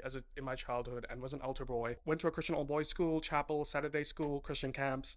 To me, it's creepy, so it works well. So above ground, Bonnie arrives to meet the Salvatore brothers, and she's wondering where Jeremy is, saying he would be there. Damon gets a phone call from Rose, filling him in on Elena's plan. Stefan goes down with Bonnie, and they're like, oh my god, is that the moonstone on the ground? And then they see Catherine holding Jeremy, and his neck is bleeding, so they start to freak out.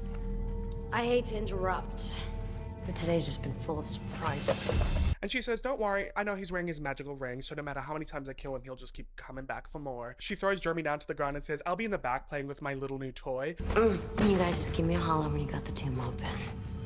It's just hilarious. It's times like these where I wish that Catherine was the main character instead of Elena. So we're in the Jonas's residence with Dr. Martin and Elijah sitting at a table with those possessions of Elena's that he stole in the beginning of the episode, and a bunch of her hair that he pulled from her hairbrush. And Elijah's like, how does this work? And he says, close your eyes and visualize her. I'll guide you to her. So they're doing this kind of spell to find where Elena is. And then we see Elena is in Slater's apartment looking out the window, and then she sees Elijah's reflection in the window and freaks. So now Elijah knows exactly where she is. It's really cool. Like, I like the way they visually did it, but this just seems like kind of a convoluted way of doing a location spell. But I guess in this way, it's not a general location on the map. Like, Elijah has been to Slater's apartment, so he knows exactly where she is. So I thought it was really cool. So back on the outside of the tomb, Bonnie's saying to Stefan that she still has some ash that he can throw on Catherine, but why are they not considering that now Catherine's guard is up? You don't have the element of surprise, so you really think it's gonna work? And Bonnie tells Stefan that the spell will take some time. She starts a spell. We cut to Luca getting home, and he feels something, realizes his necklace is gone,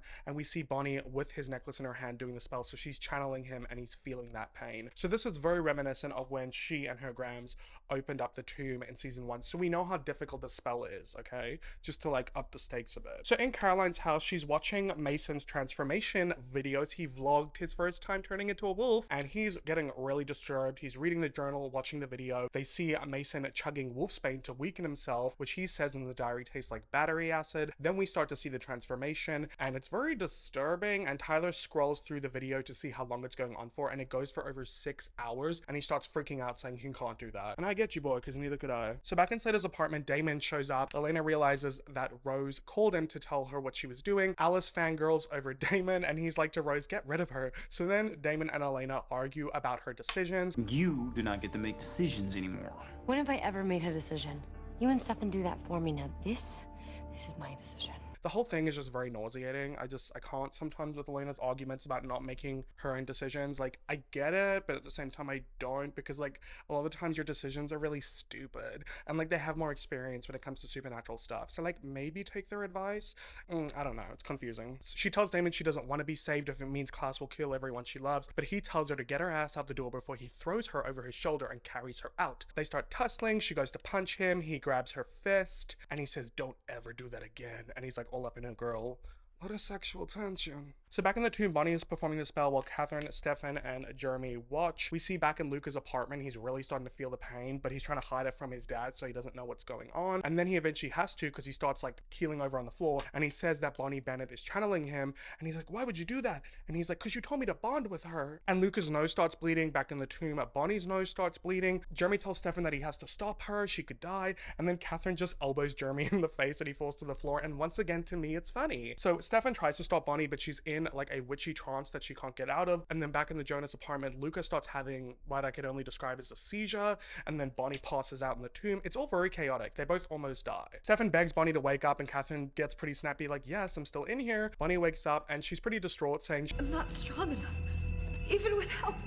I can't do it. So yeah, the veil of the tomb did not get open, and Catherine's like, oh, well, that's too bad, because I'm still hungry. And then she goes to sink her fangs back into Jeremy, but then Stefan vamp speeds into the tomb, knowing he can't get back out, throws Jeremy back out over the veil, and Catherine seems really happy that Stefan is now stuck there with her, because remember, she wanted him back. I want you back, I want you back. Back at the Forbes house, Caroline tells Tyler that they shouldn't read the journal anymore. Let's just say that there's a reason. It's called a curse. But Tyler goes ahead and reads an excerpt from Mason saying, unimaginable pain, I thought it would never end, worst night of my life. So it's not helping when it comes to his panicking. I just have to say there's a lot of supernatural pain being depicted in the next few episodes with Tyler that is very well done, but it's going to be hard for me to talk about or even show because it's highly disturbing. But it's also good because I kind of like that, unlike Twilight, me bringing it up again, that the werewolves in Twilight just, they go rawr, and then they just turn into a wolf straight away. There's like no pain. Whereas here, there's a lot of pain, there's struggle, it's a curse, you know? I like that the supernatural characters in the Vampire Diaries aren't like invincible like the ones in Twilight, which is not me shitting on Twilight. They're both good in their own respects.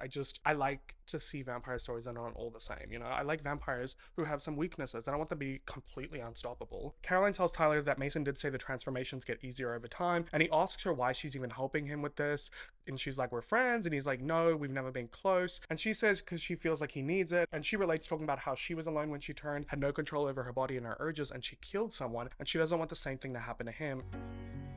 I don't want you to be alone.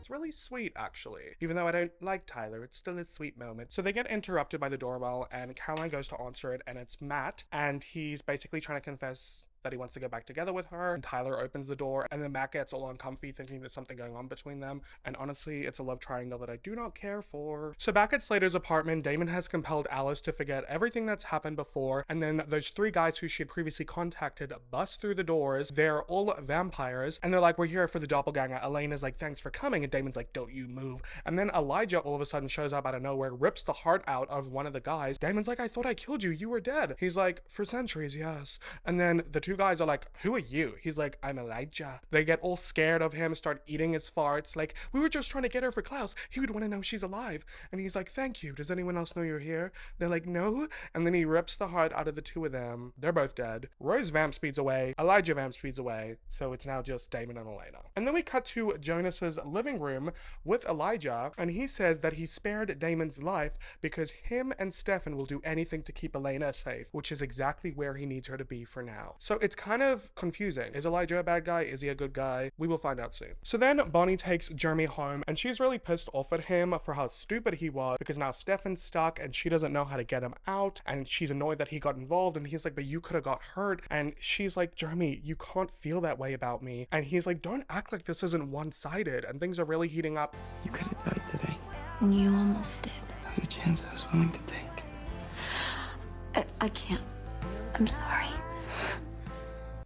I'm sorry, like, guys, I can't even deal with the Jeremy Bonnie storyline. It's too much for me. It's too much because it just is so dumb and I don't like it. Anyway, so Elena arrives to the Gilbert house with Damon. He's really pissed that Rose ran away, and they're also both shocked about Elijah being alive. He tells her what she did was stupid, and she says she's just sorry she got caught. She continues down the martyr complex, saying she doesn't question why all of them would try so hard to save her, so they shouldn't question why she would try so hard to save them. Then Jeremy arrives at the door, obviously fills in Elena on Stefan. Elena runs to the tomb, freaking out that Stefan's locked in there, and is about to go in, but then Damon stops her. He pins her against the wall. They both fight. She's like, let go of me, let go of me. Damon, let go of me! Damon, let go of me! Let go of me! Let go of me! It just keeps going on and on and on and on and on and on. And Stefan and Catherine are both eavesdropping on the situation. Elena eventually leaves, realizing she's not going to get past Damon into the tomb. And Damon tells Stefan he'll find a way to get him out. And he's like, just promise to protect Elena. And Damon leaves. Then Catherine comes out from the shadows and says to Stefan that that was the biggest mistake he ever made. End of the episode. Basically, she's implying that Stefan has basically pushed Damon closer to Elena. And why would Damon rush to get Stefan out of the tomb when now he has Elena all to himself? Although I don't know why he would want to be with Elena right now, because she's so freaking annoying. Who's going to save your life while you're out making decisions? You're not listening to me, Damon. I don't want to be saved. No. We're here to meet the doppelganger. Thank you for coming. I will break your arm. What you did today was incredibly stupid. Actually, the only thing that was stupid was that I got caught. Another day, another sleigh. Alrighty guys, I am back to talk about episode 11, By the Light of the Moon. So this episode is quite gruesome, like I've said, quite scary at times. I will say that the horror element in these couple episodes that we're discussing in this video is really good. I mean, the horror elements for like the first 3 seasons of the show are particularly really good. But anyway, let's get into it. The episode begins with Tyler watching Mason's vlogs of him transforming into a wolf. He's packing his bags, you know, top 10 essentials for when you're transforming into a wolf. Chains, bolts, wolfsbane, the whole lot. And he is leaving Mason a voicemail like, dude, I really need your help. I'm freaking out. The full moon's coming up. I'm about to turn into a wolf. And we see over in Florida, there is a woman in Mason's apartment listening to his voicemail. Interesting. And we'll meet her in a sec. So Elena's in her room holding the moonstone, talking to Bonnie, and they're on opposing sides because Bonnie wants to remove the magic from the moonstone so the curse can't be broken, but Elena's worried about Klaus retaliating and killing everyone. So it's really back and forth. And Elena just really wants Bonnie to focus on getting Stefan out of the tomb, but she's like, Stefan told me to focus on removing the spell from the moonstone. I'm not gonna let my best friend get sacrificed in some creepy ritual. And we stand, Bonnie, thank you. Someone's gotta stand up to Elena in her martyr complex. Question for the culture. Has Elena informed Bonnie, Caroline, and Tyler how Catherine plans to hand them all over to Klaus to be part of the ritual? Maybe that would incentivize them to make other decisions. I'm surprised she didn't tell them. Anyways, Jeremy arrives, they keep things hush. Bonnie goes to get a coffee, and then when Jeremy leaves, to make matters worse, Elena steals the moonstone from Bonnie's bag and goes to leave leave the house, and Bonnie and Jeremy catch her, telling Elena that that was a test and she failed. But they let her through, and when Elena goes to try and leave through the front door, she can't because Bonnie has put a magical invisible seal that has trapped her in the house, and they say it's for her own good. That's how serious this has become. They can't trust Elena anymore. So over in the tomb entrance, Damon is telling Stefan about how they had to trap Elena in the house. He brings Stefan a care package, which includes blood, which he says if he gives that to him, he's gonna have to share it with Catherine, who shows up saying that they're both surprisingly calm given the whole Klaus situation. So Tyler's mother Carol stops him on his way out. He's lying, saying he's gonna be at practice all day when we know he's getting ready to transform into a big dog. And then when they open the door, this character, Jules, new character alert, is at the front door. So she was who was listening to Mason's voice message back in Florida. So over at the grill, Rick is talking with Jenna. She says she has to give a tour to some small town writer who's writing a history book on Virginia. I wonder who that could be. By the way, I still don't really know what Jenna's job is. Like, last we heard she was like a post-grad student, and she seems to be involved in like historical buildings and artifacts and stuff. So I don't really know what she's doing. I'm assuming they just have a bunch of money from the life insurance or trust funds from the Gilberts, because none of these people work. Anyway, Jenna leaves, and then Tyler arrives, and the girl goes over to talk to Caroline about how this friend of Mason, Jules, came to town and said that he's missing. And they both leave, and Rick gives Caroline some eyes on the way out because they both know Mason's dead. So Damon comes to check up on Elena in the Gilbert house. She's annoyed at him for doing this whole trapping situation. Oh, come on, Pouty. Do you think this is funny? Yes, Elena. I find hilarity in the lengths that I have to go to repeatedly save your life. And she's also annoyed at him for not telling Stefan about Elijah, but he's like, what's the point? He's stuck in the tomb, he can't do anything anyway. Which honestly, I'm on his side with this. He would just worry for nothing. So then Damon gets a call from Rick saying that Sheriff Forbes has officially declared Mason Lockwood as a missing person. And he gets Jeremy to babysit Elena. Hey, you know, you should get out. Enjoy the sun. Oh, wait. You can't. Jules leaves the Lockwood mansion and in her car gives some mysterious person a phone call saying no one knows where Mason is, and they were right. Mason was lying. There is another werewolf, his nephew. Ooh, okay, so she's clearly involved in something. So Jules arrives at the grill and asks Matt, who's working, if he knows Tyler Lockwood, and Damon and Rick are over at the bar watching her. And we also learn from Damon that Mason is not 6 feet under. He's actually decomposing in his car. They are really sloppy when it comes to getting rid of bodies sometimes, I swear. Like, remember in season 1 when Damon buried Vicky and he buried her on like some embankment near a river, like barely deep at all? So then when there was a big storm, Caroline ended up finding her body. It's like they want people to find their victims. Damon and Rick are also wondering if Jules is a werewolf since she knows Mason, and given that it's a full moon that night, they would like to know. And Damon pulls out some wolfsbane from his pocket, so they're gonna test their theory. Speaking of wolfsbane, in the cellars, Tyler is setting up his chains and Caroline brings the wolfsbane, mixes it into water. He gets undressed. She gets all awkward about him being naked, and he's like, what? These pants are elastic. I don't know if it's like the Hulk where I get to keep my pants. You don't. So Bonnie arrives at the Martins' apartment to give Luca his necklace back, and she expects him to be pissed because she like almost killed him channeling him, but then she apologizes and he forgives her straight away and lets her in. Bonnie's really impressed by the Martins' collection of grimoires, and he says his dad likes to make sure their family's heritage is intact, and Bonnie's like, that can't be all of your family's grimoires. And he's like, my father believes all witches are family, bonded together by a code of loyalty. Which is cute, but also remember that information because their behavior does not later reflect it. So the reason Bonnie is there is because she wants to get him to help her break the binds of the spell within the Moonstone. So back to Damon and Rick's mission in the grill to find out if Jules is a werewolf. Rick pretends to be a really sloppy drunk guy and is sitting next to Jules trying to hit on her. How do you know I'm new? Because I have never seen you here before, and I am here every night. Excuse me, is this guy bothering you? And then Damon shows up and is like to her, ignore him, he's the town drunk, why didn't you get lost? And then he buys Jules a drink. And when Jules is talking to Damon, distracted, Rick pours the powdered wolfsbane into her drink. But she keeps avoiding drinking the drink. Smart girl. Whether it's wolfsbane or a roofie, don't drink a drink from a stranger. So over in the tomb, we get some fun scenes with Stefan and Catherine. She talks to him about the reality of desiccation, because he hasn't really experienced it before. You know, where vampires get starved, they don't actually die, their body just like desiccates and it's really painful. And she says that your heart still pumps, struggling to pump whatever blood is left, and when it's gone, your veins rub together like sandpaper. Sounds quite unpleasant to say the least. Stefan says the pleasure he'll watch from getting her suffer is greater than any pain he'll feel. But Catherine does what Catherine does best, deflect with sex. I've been in this dress for days. You wanna help me get out of it? Come on, Stefan. Don't be such a grump. She takes it off herself and reveals a lacy bra and underwear set beneath. And she says they're there together, so they might as well make the best of it. It feels like I'm reading out fanfiction smut. And Stefan's reluctant, but she questions if he really thinks that Damon's gonna rush to get him out of the tomb when he's got all that he wants out there with Elena to himself. And she's dragging her hands along his torso, seducing him, saying that no one will ever know. And she goes to make out with him. He pulls away at first, but then gets really into it. And his shirt comes off, things are getting really hot and heavy, they vamp speed against a wall, all grinding up on each other, and then Stefan wakes up, and he realizes it was Catherine in his head the whole time. Stay out of my head. Maybe I can do eternity in here after all.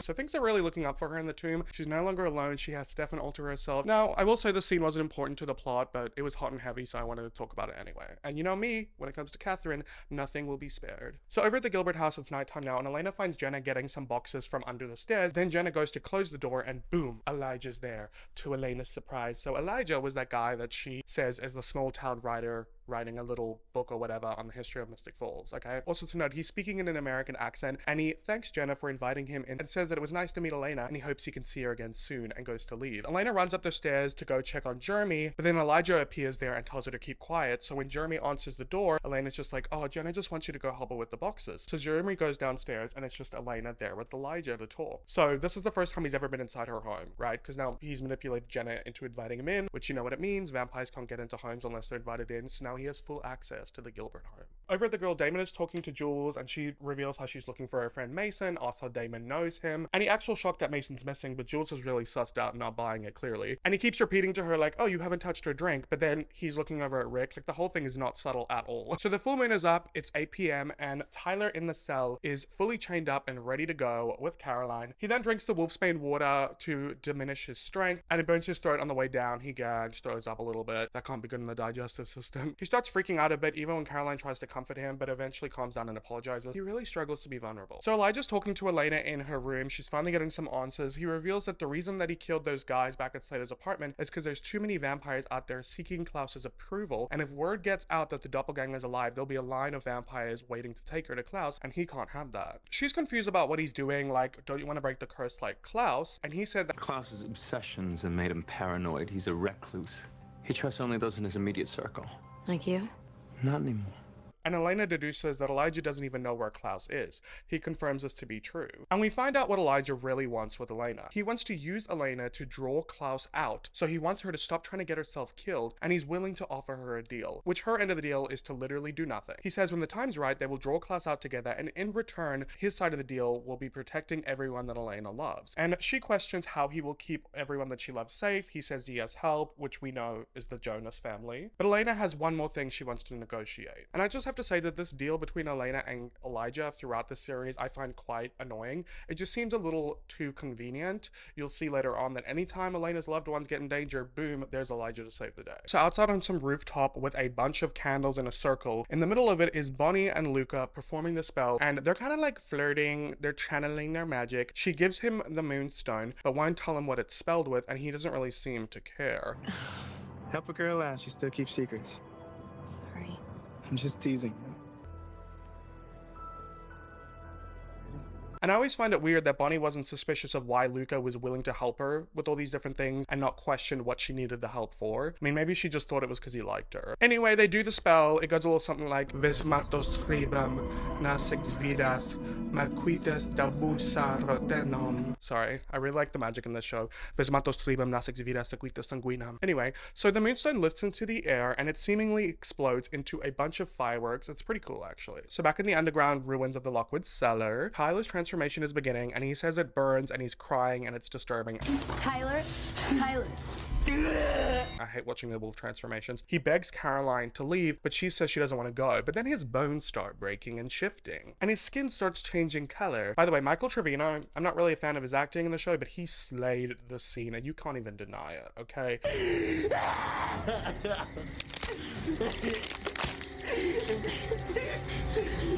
hurts. It hurts. The raw emotions that I felt from this man, I believe he was actually turning into a wolf. So back at the grill, Damon is sharing fake pleasantries about Mason to Jules. He mentions how she hasn't touched her drink yet again. She tries to leave, saying she's not much of a drinker, but he insists, and she brings her drink to her mouth, but stops. You fool. So she obviously smells wolfsbane, and Damon cuts the shit and is like, what are you here for? And she's like, I'm just here to find my friend Mason. And Damon gets all threatening, like, you should leave town. And she's like, wow, threatening a werewolf on a full moon? How stupid can you be? But he says he's not afraid of her, and she's like, of course you're not. That's your vampire arrogance. And she says that she sniffed him out the moment she entered, and on any other night he may win, but tonight is not the night to pick a fight with her. And interestingly enough, she says to him, you've been marked. which is what the werewolves always say to the vampires. So I'm deducing that basically what this is like when they turn into a wolf, they're like a complete animal. They don't have like a full control of their thoughts like they do when they're in their human form. But when they're in their human form, if they know what they want to do when they turn, like I'm marking you, I'm going to kill you, then in their wolf form, they can enact that plan. I don't know, that's my theory. Another question for the culture, why hasn't Jules' body started transforming yet when Tyler has? I'm just going to assume maybe it's because she's been a wolf for longer than him, so her transformations are a lot shorter, the process of it, whereas Tyler, this is his first time, so it's taking much longer. And then outside the girl, Damon wants to go after Jules, but Rick is like, a werewolf bite can kill you, remember, don't be dumb, go home. So he does. So back in the cellar, Tyler is like recovering. I guess his body took a little break from breaking the bones, but then it begins again, and his rib cage completely transforms, and Caroline says she won't go, even though he's worried about hurting her, and she just holds him, and it's really sweet. Just when she says that, his eyes turn amber, and his teeth start to come in, and he's going full wolf mode, okay? So she locks Tyler into the cellar, then closes the door and locks that, so she's like outside now. And inside, Tyler breaks through his chains anyway, and is kind of trying to go after her, which like he's obviously not in his right state of mind. And he's bashing up against the door trying to get out, but Caroline is holding him in. But eventually Tyler's getting too intense, so Caroline runs away. Honestly, one of the most disturbing sequences in the show.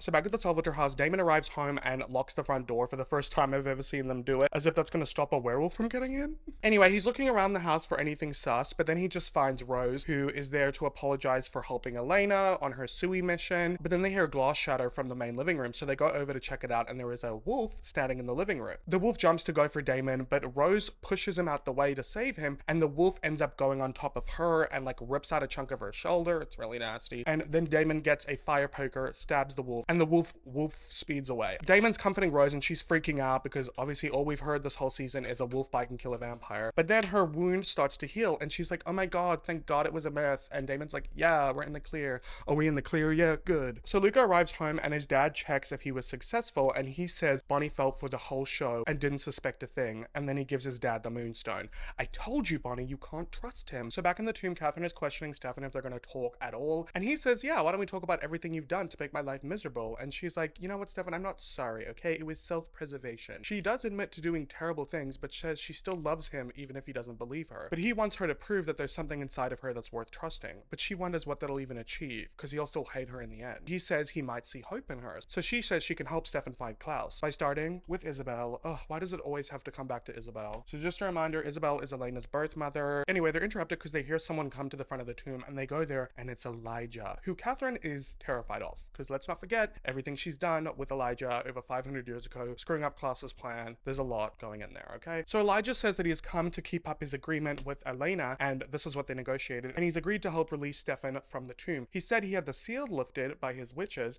so Stefan steps out, and then Catherine goes to vamp speed out of the tomb as well, but Elijah stops her and compels her to stay in the tomb because Klaus will want to see her. And remember, original vampires can compel other vampires. So Elijah leaves, and Catherine begs Stefan to help her, but Stefan, no. Please don't let him leave me in here. Goodbye, Catherine.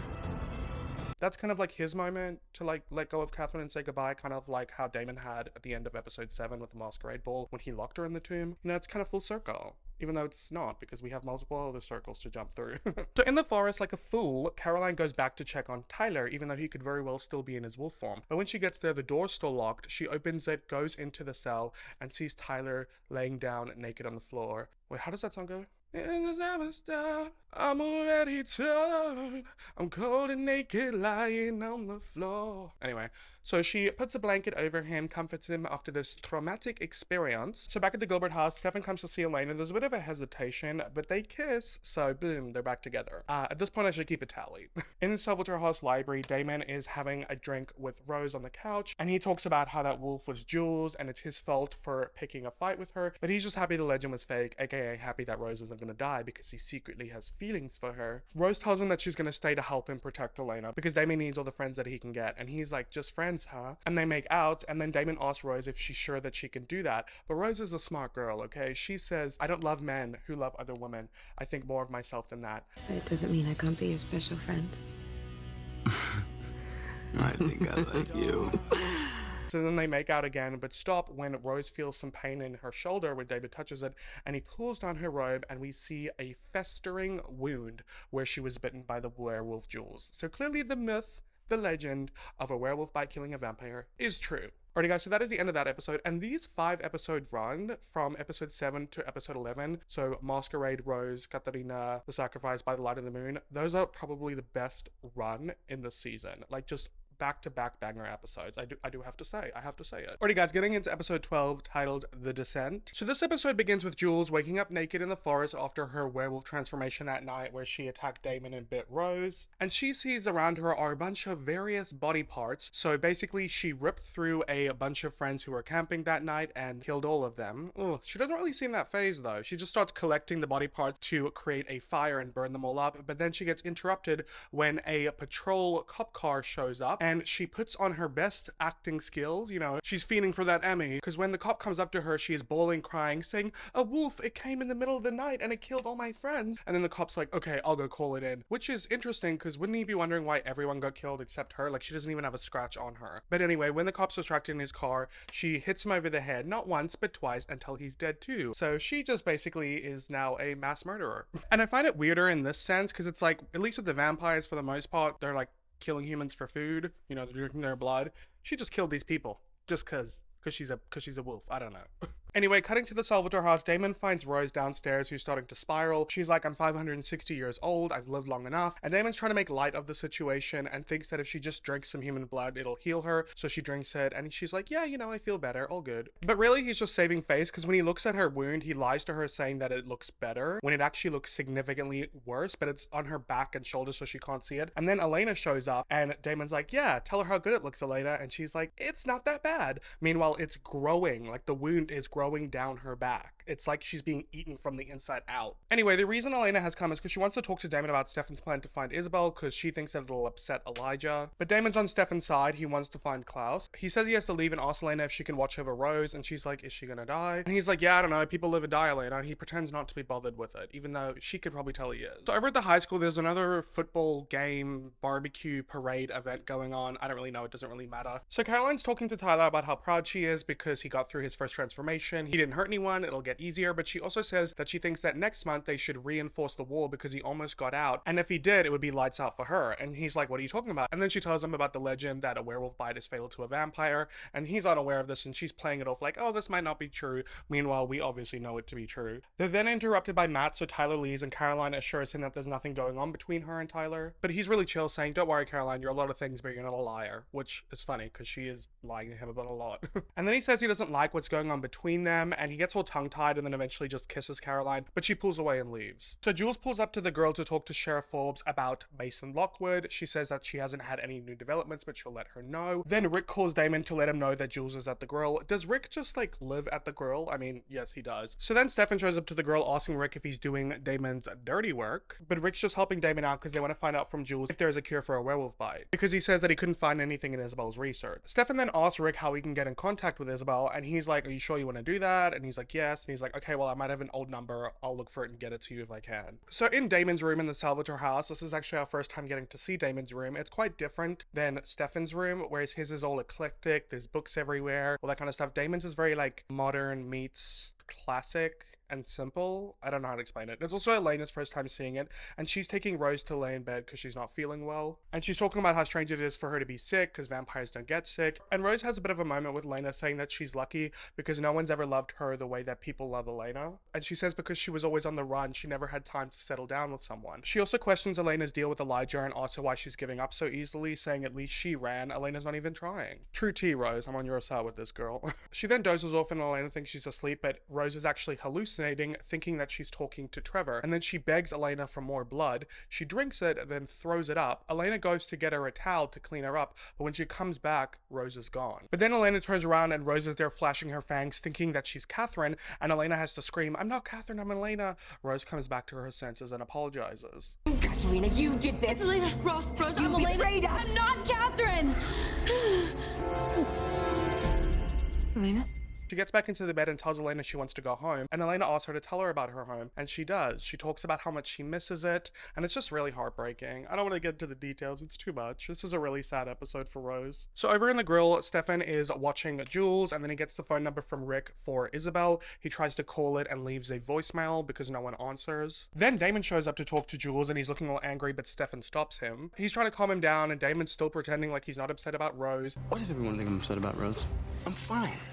I don't know if you know this, sometimes vampires die. He says he just wants to have a friendly chat with Lady Wolf. Stefan then leaves and gets a call from that phone number, but we don't get to hear the convo. Damon goes up to Jules and basically threatens to kill her unless she gives him a cure for Rose. But she's not scared of Damon and just tells him to bite her and goes to leave. But he stops her and she keeps taunting him, saying that the only cure that exists is to drive a stake through her heart. And then Damon lets her go and she leaves. I don't know why he didn't just kill her. I feel like in season 1, Damon was a lot more ruthless when it came to killing people. If they just got in his way, he would snap and move on. So Elena comes back into Damon's room to bring Rose some clean sheets, but she's not there. She goes to look for her and leaves Damon a voicemail saying that he needs to come back to help her. She eventually finds Rose in the basement where Damon keeps his giant refrigerator filled with blood bags, and she has tucked into a bunch of them. She's ravenous. And when she sees Elena, she's like, Katerina, and she starts to chase her, thinking that Elena is Catherine yet again. They make it upstairs and Rose goes to attack Elena, but she rips down a curtain and the sun starts to burn her. Elena runs to the front door, but then Rose vamp speeds there and she's about to bite her, but then Elena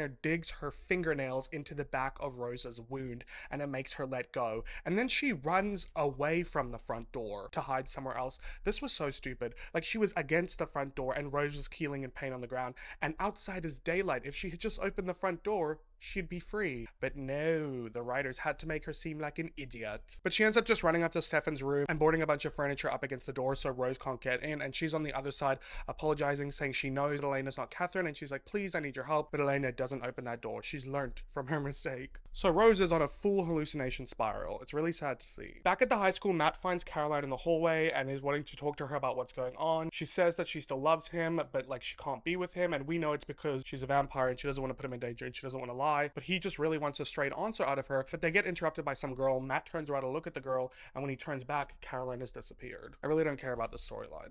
So it's nighttime now and it's been really quiet for a while, so Elena makes her way out of Stefan's room and Rose is nowhere to be seen in the Salvatore house. Damon arrives and finds out that Rose is gone, and they both go to look for her. So then back at the school, there's still the event going on, and we see Rose shows up and she's throwing up behind some dumpsters, and then the janitor comes over to help her to see if she's okay, but then she drinks all of his blood and kills him. So some time has passed and Sheriff Forbes and her deputies have found the body, and she called Damon over there because it's a vampire attack and he's like head of the vampire attacks within the council, which is funny because he is a vampire, but she doesn't know that. Well, she did at one point, but she got compelled to forget. Elena also leaves Stefan a voicemail wondering where he is. He's kind of been MIA from her for the day. Then we see a couple walking back to their car, and when the woman gets in her car, she's wondering where her boyfriend is, but then he drops on the windshield and he's dead, and she comes out and then Rose sinks her fangs into her and she starts drinking her blood and the girl's screaming, but then Damon shows up to rip Rose off of her, and then Rose comes back to consciousness and is like, oh my god, I didn't want to hurt anyone, what's going on? And Elena's there as well, and the whole thing is just so sad. Now I don't have a way. I haven't done this home in so long. I'll make it stop, please, make it stop. She's hallucinating, she's ravenous, she's going in and out of her, like the whole, I don't even know how to describe it. So back at the Salvatore house, Damon carries Rose into his bed, and Rose says sorry to Elena and says, you know, please don't be scared of me. I never liked taking human life. It's the worst part about being a vampire. And Damon tells Elena to leave. But before Elena leaves, Rose tells Elena that Damon wants to care, but the minute he does, he runs away from it. Ugh, she's really exposing him. She also tells Elena that even though she's scared, she needs to fight. Rose starts to reminisce about what it was like being a human, but her sickness starts to deteriorate even quicker, and she's writhing in pain, saying she can't take it anymore, and Damon tells Elena to leave so he can be alone with Rose. So Caroline gets home where Tyler has been waiting for her, and he says that he needs to talk to her because he doesn't understand why she would risk helping him if it means that she could die. And he keeps going on about how he just doesn't understand her, why she's doing this, and she's really annoyed, wondering why it's so hard for him to understand why she cares and why she would want to help him, and she's going on and on and on, and he shuts her up by kissing her. Everyone just needs to stop kissing me. To me it's funny, even though for the most part love triangles are really irritating. Okay, so then in David's room, he's holding Rose, trying to help her sleep, and he goes into her head. You know how the vampires do that. And we see that Rose is frolicking through a sunny field, getting the sunshine on her skin. She's human. She's frolicking with the horses back in her home in England from 1490. And then she sees Damon and goes and sits with him. She talks about how this was her favorite place growing up. She talks about how she misses being human and her friends and her family, and she hopes that she'll see them again. Oh, it's too much. And they just sit there with her head on his chest, enjoying the fresh air together. And she thanks him. She's like, I don't feel pain anymore. I'm not afraid anymore. In real life, we see she's sleeping on top of Damon's chest and he's shedding a tear and slowly driving the stake into her chest. Oh my god, I did not expect to get emotional, you guys. Sorry, I'm just...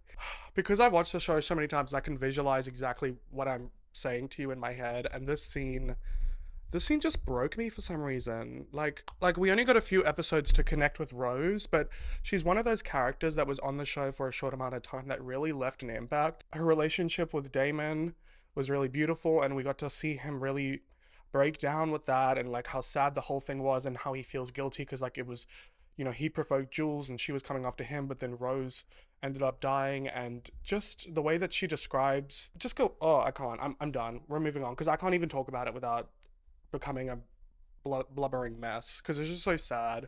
This was a really important scene for Damon's character. I really loved it. Anyway, so Damon meets with Sheriff Forbes with Rose in his trunk saying, I caught the vampire, I'll handle it, I'll bury her. So, you know, he has to cover his tracks while he's grieving. It's so sad. Anyway, let's lighten things up. So Tyler meets with Jules at the grill, which is apparently where she lives. She tells him that she knows that him and Mason are both werewolves and that his friend is a vampire. And she realizes by his confusion that he's a newbie and offers to help him. And he just says he wants to know where Mason is. And she's like, Mason's dead, Tyler, and he was killed by your blonde vampire friend and her friends. And he's like, what do you mean? Caroline's the only vampire. And she's like, did she tell you that? The town is crawling with vampires, and there are also others like them, other werewolves, and they're on their way. Dun, dun, dun. So after burying Rose's body, Damon gets back to the Salvatore house where Elena is waiting there to check on him, and he's still pretending like he's fine and he doesn't care, and he's like, whatever, people die. There you go. Pretending to turn it off, pretending not to feel.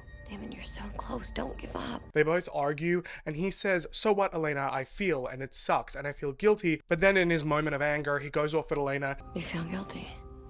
Let me be human, and May win, and Elena, and I'm not human. You don't want to talk about giving up. All you've done is give up.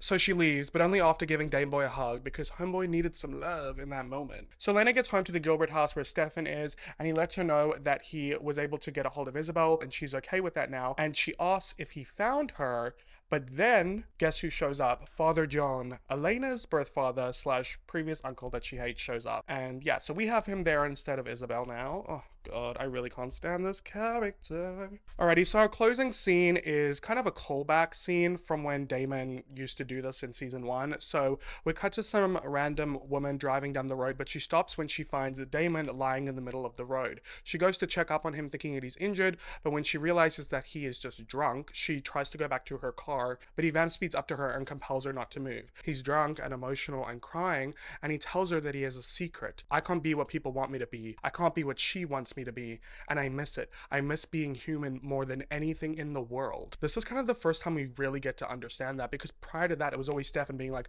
I'm sorry I made you turn. But then I also don't get it, because in the flashbacks, Damon wanted Catherine to turn him. So I guess it's just like a thing with some vampires are like, sometimes I wish I was human, sometimes I wish I wasn't. But in this moment, he's like, I want to be human. Anyway, so he just sinks his fangs into the girl and drains her of her blood till she's dead, because that's what Damon does when he's distraught. And that's the end of the episode. But there's only so much hurt a man can take. Please don't.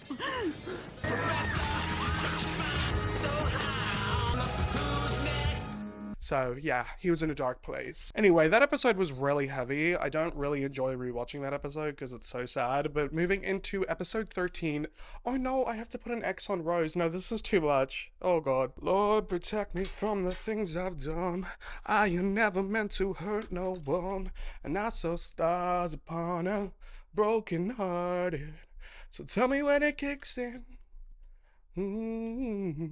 Anyway, let's just move on, please. Alrighty guys, so getting into episode 13, Daddy Issues, another episode like the last one that I don't love rewatching, not because it's not a good episode, but because there's some events that take place to a character that I love that are deeply upsetting, like the previous episode. So we start in the morning where Caroline is leaving her house for school and Tyler is waiting there for her because he wants to talk to her. And she thinks it's about the kiss and she's worried about Matt, but he's like, no, it's not about that. It's about my Uncle Mason. Where is he? And Caroline plays dumb and he reveals that he knows that Stefan and Damon killed him and that they're both vampires. And Caroline admits defeat and wants to explain, and Tyler gets really pissed at her like, I'm sorry, Tyler. I'm sorry. I trusted you. It's a bit aggro, but just leaves anyway. Ooh, it's not looking good. So we get to see Damon shirtless in a towel after his shower, and he is listening to the news where the reporter is talking about the murders that took place at the high school and at the campsite, and the couple and the woman that was found in the road. So a lot of murders going on in Mystic Falls, and the sheriff and the police department has chopped it all down to drug-related violence. Oh, okay. So in the Gilbert house, John is also listening to the same news report, and Carol Lockwood is on TV saying there's going to be a massive memorial. Remember, she's acting mayor since her husband died. He turns off the TV when Elena walks in, and she's asking him what he's doing there. And he says he's there to protect her, and that's all he can tell her for now until he can trust her. Until he can trust her? What about until she can trust you, mister? Let's not forget you tried to kill her boyfriend. So then Jenna and Rick come into the kitchen rushing for work, and she freaks out when she sees John there. Like, what the hell are you doing here? Rick leaves to avoid the awkwardness. Jenna doesn't want John to stay there, and he's like, actually, I will. And she's like, you can't, I'm the legal guardian. And he's like, actually, no, with me being Elena's birth father, I actually can stay here. And then that's the big reveal to Jenna, who did not know this whole time that John was Elena's birth father. Way to drop a bomb on Jenna right before work in the morning, before she's even had her coffee. So in the Salvatore house, Damon is pissed at Stefan for bringing John back, considering he tried to kill them both at the end of season 1. But Stefan says he needed backup because they don't believe the Moonstone was actually destroyed, considering that Bonnie's witch friend is working with Elijah. And he doesn't really trust Elena's deal with Elijah. After all, he is an original. Can he be trusted? And Stefan says that John says he knows about the sacrifice and a way to keep Elena safe. He also apologizes to Damon about Rose, and Damon's like, oh, whatever, I knew her 5 minutes. So Damon's still in denial that he cared about Rose. Stefan gets a 911 text from Caroline, so he shows up to her house and she gives him the 411 on the Tyler situation. Stefan figures it's to do with Jules and she must have revealed everything, and they both argue about protecting Tyler and not telling Damon because he has made it very clear that he will not hesitate to kill Tyler. So Stefan says he'll go talk to Tyler to reason with him so he doesn't do anything stupid. Damon shows up to the Gilbert house and Elena talks to him about John. They're both kind of confused why Stefan's trusting him, so they leave to go find him. So Tyler's alone in his dad's office when Stefan shows up and corners him because he wants to talk. They tussle when they hear Carol in the foyer saying she's leaving for the memorial, and Stefan keeps Tyler quiet. So over in the woods, Jules shows up to some caravan and meets her boo thing, Brady, who's another werewolf. And they kiss and talk for a bit, and it's clear that he wants vengeance from Mason, but all she wants is to take Tyler with them. Okay. So they agree to do both. Over at the memorial in Town Square, John learns from Carol Lockwood that Damon is the one running the secret vampire council now. He then goes and beefs with Jeremy about his anti-vampire ways, because what else do they talk about? But he says that he has no intentions of orchestrating another vampire roundup this trip. Jeremy then notices Bonnie walking towards him. As Bonnie's walking, she gets intercepted by Jonas Martin, and she's like, I have nothing to say to you. I found out that you and Luca are working with Elijah. You betrayed me. And he's like, yeah, but we're looking out for you too, and you can trust Elijah. He's a man of his word. He'll keep his deal with Elena as long as she keeps hers. But she doesn't trust him. Is there a problem here? Not at all. What was that about? More lies. In the grill, Jenna's discussing the situation with Rick, and this line I wanted to tell you because it perfectly sums up how messy this is, okay? She says, I can't believe it. Elena is my sister's husband's brother's daughter, and her mother is my boyfriend's deceased wife. You can't make this stuff up.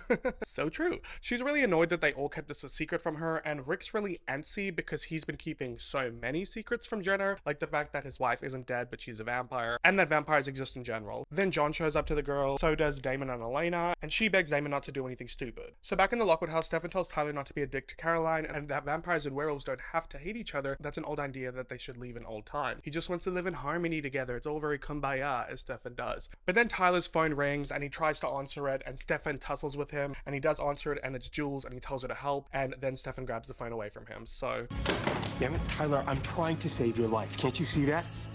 no more kumbaya. And in the forest, we see Jules tell Brady that we have a problem. So back in the grill, we have Damon talking to John, asking about what he knows, and John's like, can I even trust you? After all, original vampires can compel other vampires. I mean, isn't that why Catherine's still stuck in the tomb? Because of Elijah's compulsion? But Damon reveals that that's not a problem for him and Stefan, as they both consume vervain now. Which is obviously strange, because vervain is toxic to vampires. You guys are drinking vervain? It's an acquired taste. but because they consume a little bit and have it in their bloodstream, it means that the original vampires cannot compel them. He also threatens to kill John in his sleep if he doesn't tell him about Klaus, which will be easy now considering he no longer has his magic ring, but John isn't really intimidated and just leaves. So just to do a little refresh about the magic rings, currently Jeremy has one and Rick has one. There are only 2 Gilbert magic rings.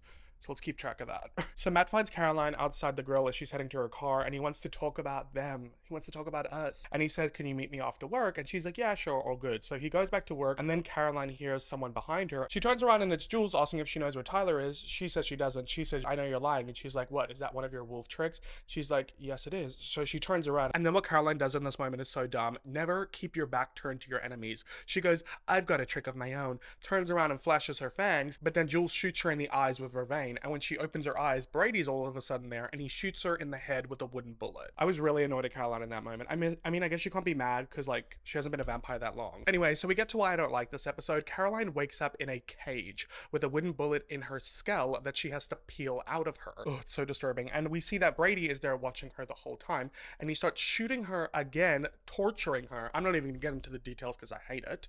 And he has all these little toys that he's gonna hurt her with. So back at the Lockwood house, Stefan is still arguing with Tyler in his office. It's nighttime now. He's been arguing with him back and forth all day. Jesus, how hard is it for you to come to a resolution? But he then gets a call from Caroline's phone, and it's Jules saying that she has Caroline. Stefan doesn't really believe her, so she tells Brady he wants proof, and then Brady shoots Caroline again. Stefan hears Caroline scream, and Jules tells Stefan that he must meet her in 20 minutes with Tyler or else Caroline dies. It's getting serious. Also, 20 minutes, geez, that's not that much time. I guess she doesn't want to give him time to come up with a plan. So back at the grill, Jenna introduces Damon to one of her friends, Miss Andy Starr. New character alert. Andy Starr, who is the news reporter that we were watching in the beginning of the episode. And she wants to buy Damon a drink, but he blows her off. So then Damon walks away, and Elena's like, whoa, like, you didn't have to be rude. And Damon's like, it's better for all women if I steer clear of them right now. Probably for the best, considering you just killed one. Elena then gets a call from Stefan giving her the 411 on what's going on with Caroline's kidnapping. So Damon's in the bathroom of the grill with Elena. They're arguing because she's trying to get him not to kill Tyler, which, remember this, she tries so hard to keep Damon from trying to kill Tyler. Let's see how he repays her. Anyway, she holds Damon's arm, gives him the puppy dog eyes, and says, Damon,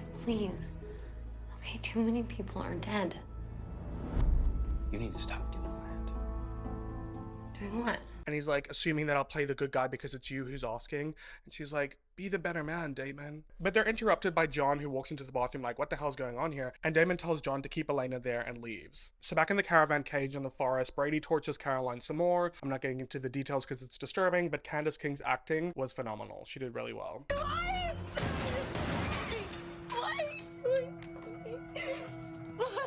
So Brady goes outside because Jules wants to talk to him, and she's not really into what's going on, so I guess that shows she has some sense of morality. And she's like, I don't care about this, I just want the boy. And he's like, we can get our vengeance too. It's also dumb because, like, I understand maybe they're doing it to Caroline to hurt Stefan and Damon, but like, why are you hurting her? She didn't kill Mason, it was Damon. It was actually Damon, Stefan, Bonnie, and Jeremy who orchestrated the whole interrogation of Mason, and then Damon who decided to kill him. Caroline had quite literally nothing to do with it. So back in the grill, Elena's trying to leave, and John is getting in her way, judging her for putting her faith in Elijah, and she's like, what, should I have put it in you instead? After everything you did to Stefan and Damon? He says that they've had their differences and he's made mistakes, but they're family. But then she goes, and I love this speech, no, you don't get to use that word. That word is off limits to you. It doesn't change the facts. You're right. Facts are facts, and listen up. You may be my father, but I am never going to be your daughter. You got that? Oh, I'm getting chills just thinking about it. It was such a good moment because John is such a dick, and like the fact that he just swoops into Elena's life and is like, I'm your father, blah, blah, blah, like, and expects her to just like welcome him with open arms. No. And during this scene is a great song that's playing. I love the song. It's the one that goes, but I'm just me. I'm 1 in a million and you ain't taking that from me. Oh, you ain't taking that from me. Whoa. Didn't mean to run there.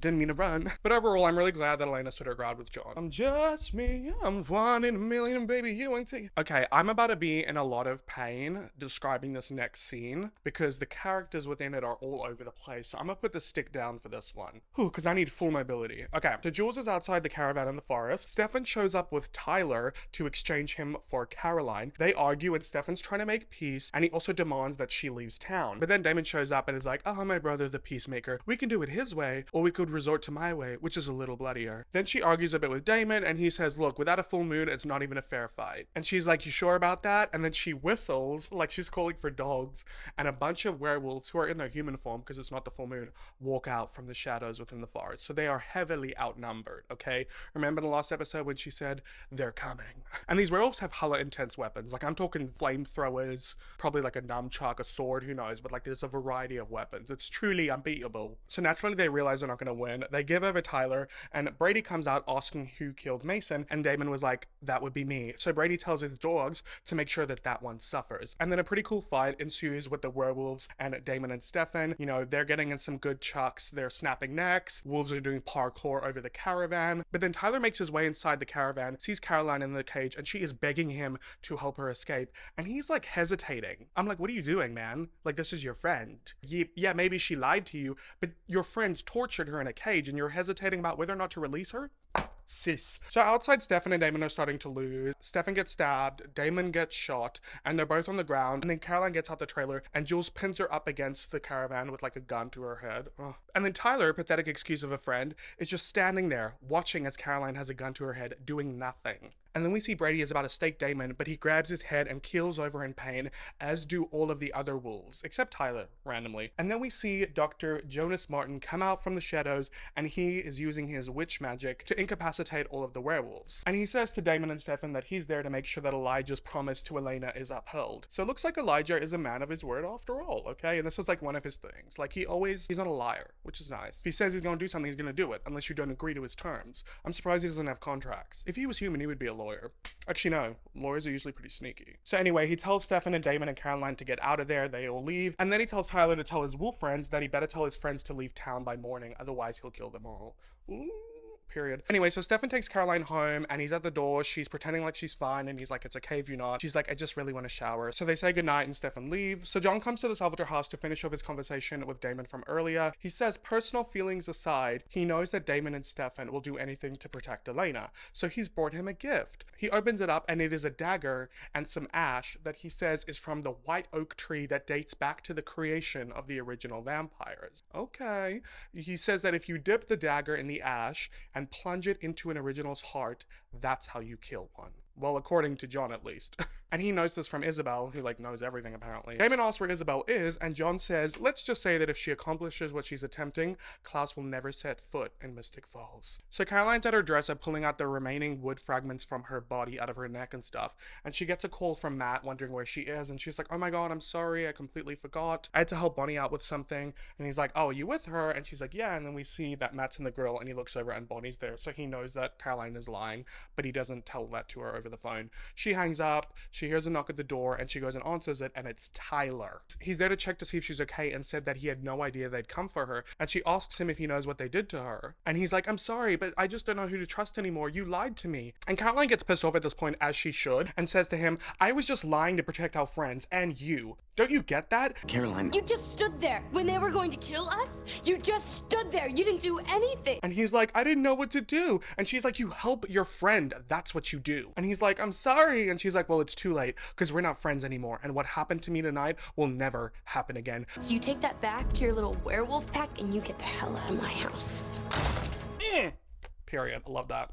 Oh, Tyler, you're such a coward. Honestly, if I was Caroline, I would have got violent. Just saying. I'm just saying. So back at the Gilbert house, we get a really cool throwback to season 1 finale where, you know, John was in the fridge and he closed the fridge door and then Catherine was behind the fridge door, except this time it's Elena looking in the fridge and then she closes the fridge door and John's behind it. I just thought that was cool. I like parallels like that. So he apologizes to Elena about earlier and they both argue some more. He gives her a piece of jewelry that he said belonged to Elena's mother and she's like, Isabel, and he's like, no, your real mother, Miranda. He tells her that Miranda and Grayson will always be her parents and he knows that he's nothing to her and she has no reason to trust him, but when she lost her parents, he lost his brother too, and he lost his way, and he just wants to do everything he can to protect her and this family. And Elena gets really emotional, and it's like kind of cute, I guess, whatever. But then John leaves, and Stefan shows up, and Elena's like, did you hear that? I don't trust him, Stefan, I don't believe him, and they hug. And Stefan tells her that he needs her help with Caroline. So Tyler arrives to the caravan in the woods with Jules and Brady. It's very Depresso vibes, of drinking, talking, whatever. Brady tells him that being a wolf is way better than this. He's just living in vampire country.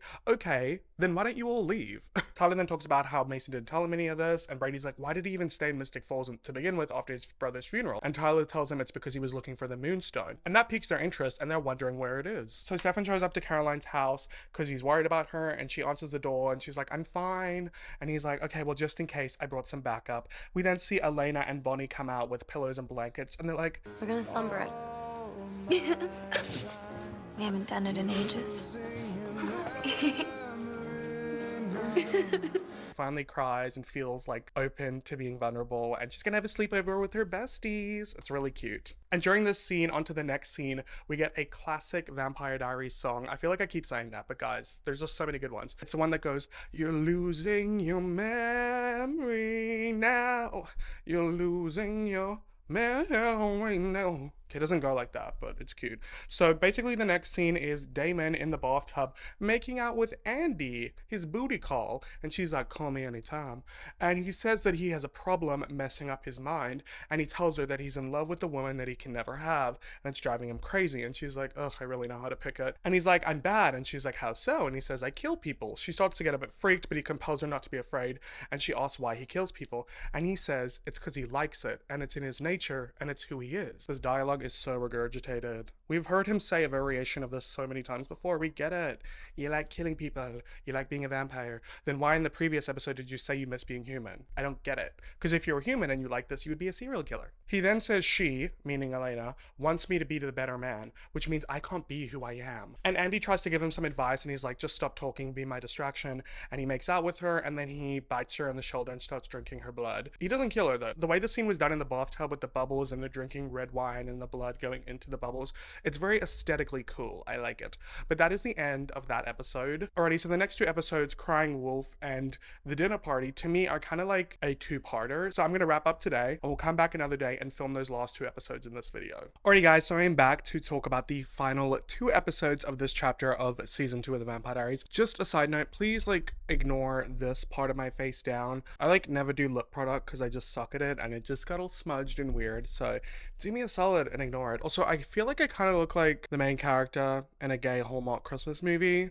I'm running with the LGBT, but I kind of vibe with it, so we're just going to digress. Before we do get into the next two episodes, while I was editing, I realized that I forgot to talk about the final scene for the previous episode, so let's just quickly do that. So the final scene for that episode was Catherine in the tomb, and John comes to pay her a visit. She's surprised to see him, saying that she sent Stefan to look for Isabel, and he's like, well, she couldn't come, but I'm here instead. And she's like, I need to get out of this tomb, John. And he's like, I'm already on it. Okay, so we know that John is trying to find a way to get Catherine out of the tomb, which obviously implies that Catherine is working with Isabel, and Isabel is working with John. They're both working together to protect Elena. Big deal, considering John hates vampires. And also, Catherine tried to kill John, and all of a sudden he's trying to help her. And anyway, so getting into episode 14, titled Crying Wolf. So the episode begins with Jules and Brady collecting the bodies of their dead friends to burn, and there is a guy there, another wolf named Stevie, who's there to give them the 411 on how he has suspected what Mason has been up to this whole time. He said that when he was in Florida, he was dating this vamp, Catherine, that nobody liked, and that he was being really secretive about her. And at the time, Mason was asking Stevie a bunch of questions about the sun and the moon curse and if it could be broken. And with the witches now involved and the talk of the moonstone, Jules, Brady, and Stevie realized that the vampires are trying to put together the different components to break the sun and the moon curse,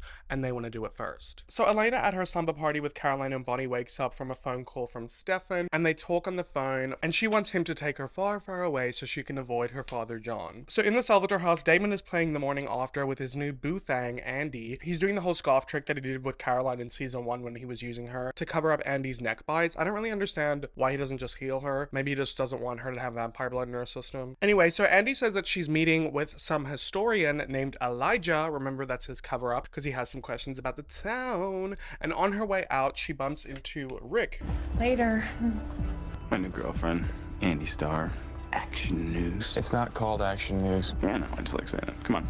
And and Damon informs Rick about the dagger that John gave him for the original vampire to try and kill Mr. Elijah. So over at the grill, Bonnie is talking to Caroline about how she wants to get information about Elijah from Luca, but she's gonna do it against his will. Also in the grill, Matt's giving Caroline some really shady looks because she still doesn't know that he knows that she was lying. But Tyler shows up to the caravan park where the werewolves are talking about the moonstone. Somebody needs to explain to me what the big deal is about a rock. He finally learns what it's about. They tell him about the sun and the moon curse and try to rope him into helping them by convincing him that if they break the curse, then they can turn at free will, which means that Tyler will never have to turn again, which he's all in for because remember how traumatic his first time turning into a werewolf is. They also tell Tyler about the doppelganger and how Catherine should know all about it. And they show Tyler a picture of Catherine asking if he knows who she is. And he's like, that's Elena Gilbert. I've known her my whole life. So now they know who the doppelganger is. Remember, it's supposed to be a secret. Anyways, back at the grill, Caroline tries to talk to Matt and he blows her off, calls her out for lying. Then Tyler goes up to Caroline, tries to talk to her. She's like, I have to go. And he bumps into her and knocks over her bag. He's trying to help her pick up her things, but really it's all a distraction so that he can steal her phone. Caroline leaves and then Matt goes up to Tyler and is like, look, if there's something going on between you guys, that's fine, but don't lie about it. They start fighting because Matt gets angry, but then he eventually gives up. And it's like, Matty Blue Eyes,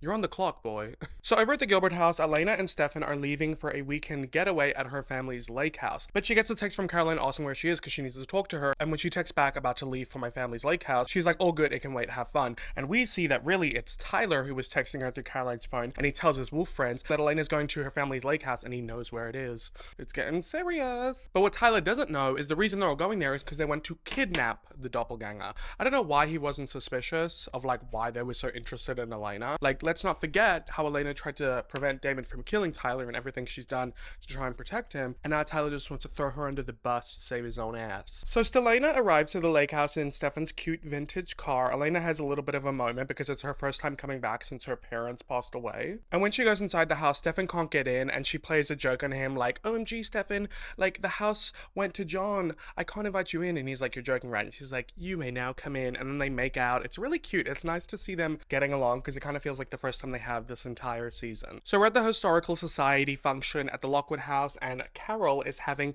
a hoity-toity talk with Mr. Elijah. Then we see Jenna bumps into Damon and Andy and she's shocked to see that they're a couple now. Then Damon goes over to Carol who introduces him to Elijah. They pretend like they're meeting for the first time, but tension is brewing. So over at the grill, Bonnie is playing pool with Luca and she thanks him for his dad helping out her friends. And we see across on the other side of the grill, Caroline with Jeremy watching the plan ensue. And she's like, ooh, Bonnie's giving him the sex eyes. And Jeremy's like, that's enough, Caroline. So she clocks that he is into her. Okay. And then Bonnie gives Luca a coffee. He drinks it and he starts to pass out because she basically roofied him with some witchy concoction. And Jeremy and Caroline go over to help carry him away. Oh god. So Steph and Elena are cuddling on the dock at the lake house, reminiscing about her memories with her family. And she's like asking him if he ever thinks about their future together. And he says they can whenever she's ready, but ultimately they decide to live in the moment. And it's very cute, but let's focus on the present. So back at the Lockwood house, John is talking to Rick and he threatens to expose his secrets to Jenna. And he says that he doesn't want him sleeping over at the house anymore because it's not appropriate for the children. Yeah, because everything else in Jeremy and Elena's life is appropriate. He then says that he wants his ring back from Alark because remember, the ring that Alark has is John's ring that he gave to Isabel that she gave to Rick because Jeremy has the one that belonged to his father. It's a mess. But Rick stands strong and doesn't give in, so John just leaves. Damon then goes in a separate room to have a private conversation with Elijah and he questions his intentions and he's getting really pushy, so Elijah chokes him against a wall and he's like, oh, you young vampires, you're so arrogant. And Damon's getting all cocky like, you can't kill me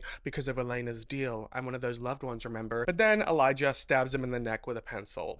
Don't test him, Damon. Back at the lake house, Stefan is cooking while Elena's on the couch drinking some wine by the fire, reminiscing about how her dad always used to do the cooking and her mom would watch like how she did. So they're very cute, etc. So the fire's dying down and she said she wants to go get some wood, so she goes to her parents' bedroom so she can get a jacket. But when she's in there, she gets really distracted by the memories and smelling her mom's perfume. And she mentions to Stefan, who comes in, that Jenna always meant to pack up this room, but she never had the heart to do so. And then she goes to get Stefan a jacket and it belonged to her grandfather. You look very hot in it. I look hot in your dead great-granddad's jacket. Beyond hot.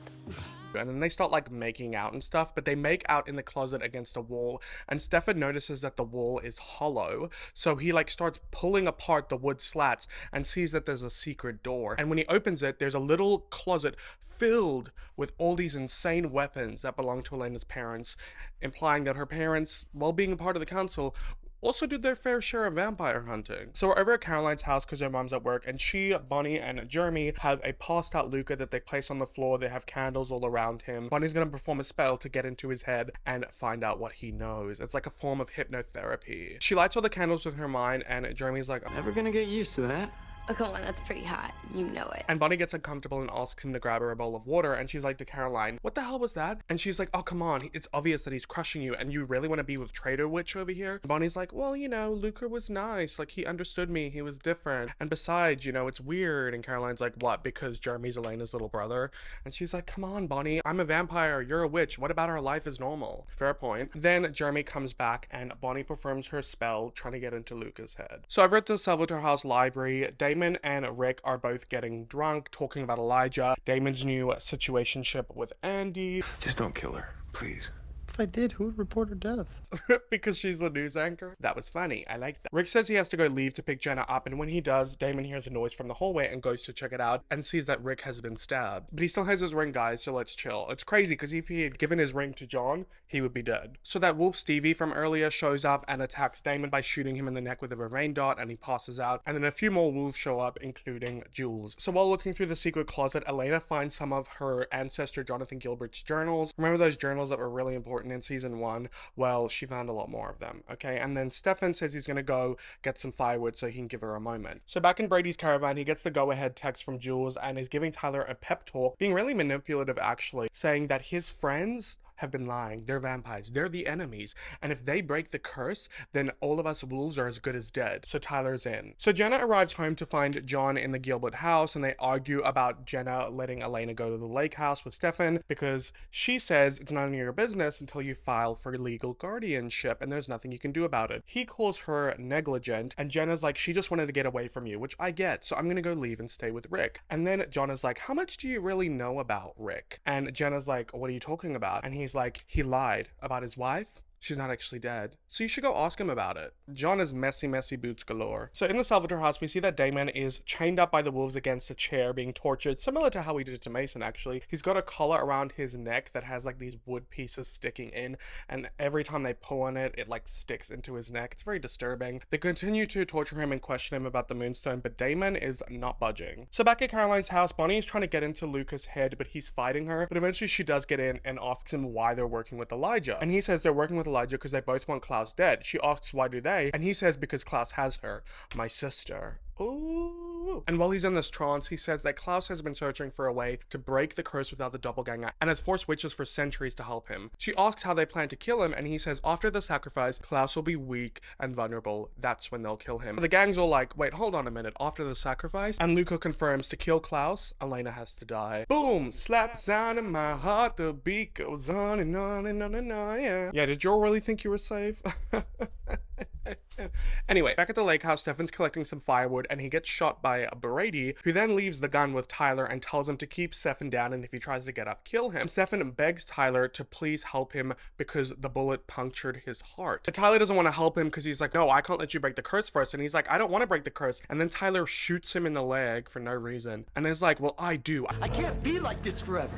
And he's like, please, I just want to protect Elena. And he's like, Elena will be fine. And he's like, oh, they didn't tell you that? In order to break the curse, Elena has to die. See, Tyler, you really can't trust anyone, can you? You think your friends are lying to you, but now the wolves are lying to you. Oh, God. Anyway, so in the house, Elena's getting really sussed out, wondering why Stefan's taking so long to return. And she hears a noise outside, so she goes to grab a knife. And when she goes outside, Brady comes up from behind her and tries to grab her, but she stabs him and runs inside. She runs up the stairs and Brady breaks through the door. He says that he can smell her, so she takes off her jumper, leaves it on the bed to distract him. He's looking all around the house, and when he goes in the secret closet, Elena comes up from behind and stabs him in the shoulder. Elena goes downstairs and runs outside, and Brady follows her, but then Stefan shows up and rips out Brady's heart. That's what you get. It's what you deserve. So, bye-bye, baby.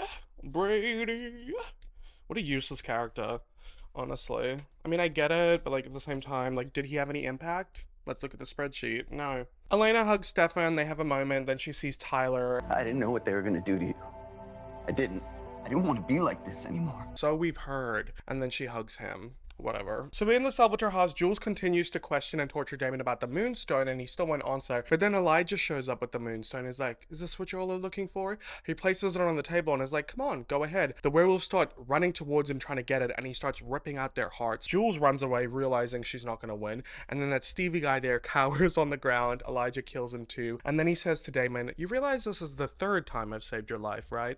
And then he pulls apart the chain, sets him free, takes the moonstone, and bounces. How does he know? I just want to know how he knows. Like, is he constantly watching them? How do you know? So Damon's on the phone with Bonnie, and she fills him in about Elijah's plan to still go through with the sacrifice for Elena. Then we see that Rick finally wakes up from being dead. He calls Jenna, saying sorry for not picking her up, gives her some pathetic excuse about why he stood her up. Back at the lake house, Stefan has got off the phone with Damon after he informed him about Elena still being sacrificed in Elijah's plan. And when he tells Elena about Elijah's plan, she's not shocked, saying that she knows the deal that she made with him. You knew that you weren't gonna survive this? If it comes down to the people that I love getting killed or me, I know what my choice is gonna be. And Stefan naturally gets really upset with her and is like, how could you talk to me about that earlier, about us having a future together when you don't even plan on having one? And she just goes on about wanting to keep everyone safe again. He calls her a martyr, which she is. And she asks how it's any different than when he says he would die for her. And he's like, because I've already lived 162 years and your life has just begun. Now you want to let yourself get killed? That's not heroic. It's tragic. Yeah, I don't get how you don't see that, Elena. So back in Caroline's house, we learn that she has taken Luca back to the grill. We he'll wake up and not remember anything. And Bonnie is talking to Jeremy, and she's like, you know, you're Elena's little brother that I've known forever. You were always that punk kid. I've seen all your awkward phases, emo phases, druggy phases. Oh my god, he smoked pot. Let's not get out of hand. Overnight, you turn into this hot guy who's really sweet and... You think I'm hot? Everything going on, and he cuts her off by kissing her. Classic trope. They make out, and it's kind of cute, I guess. So I've already added this romantic line for them. And during this scene onto the next one, there's another iconic Vampire Diaries song. It's, I don't know the title, but it's the one that goes, you didn't ask for this, nobody ever would.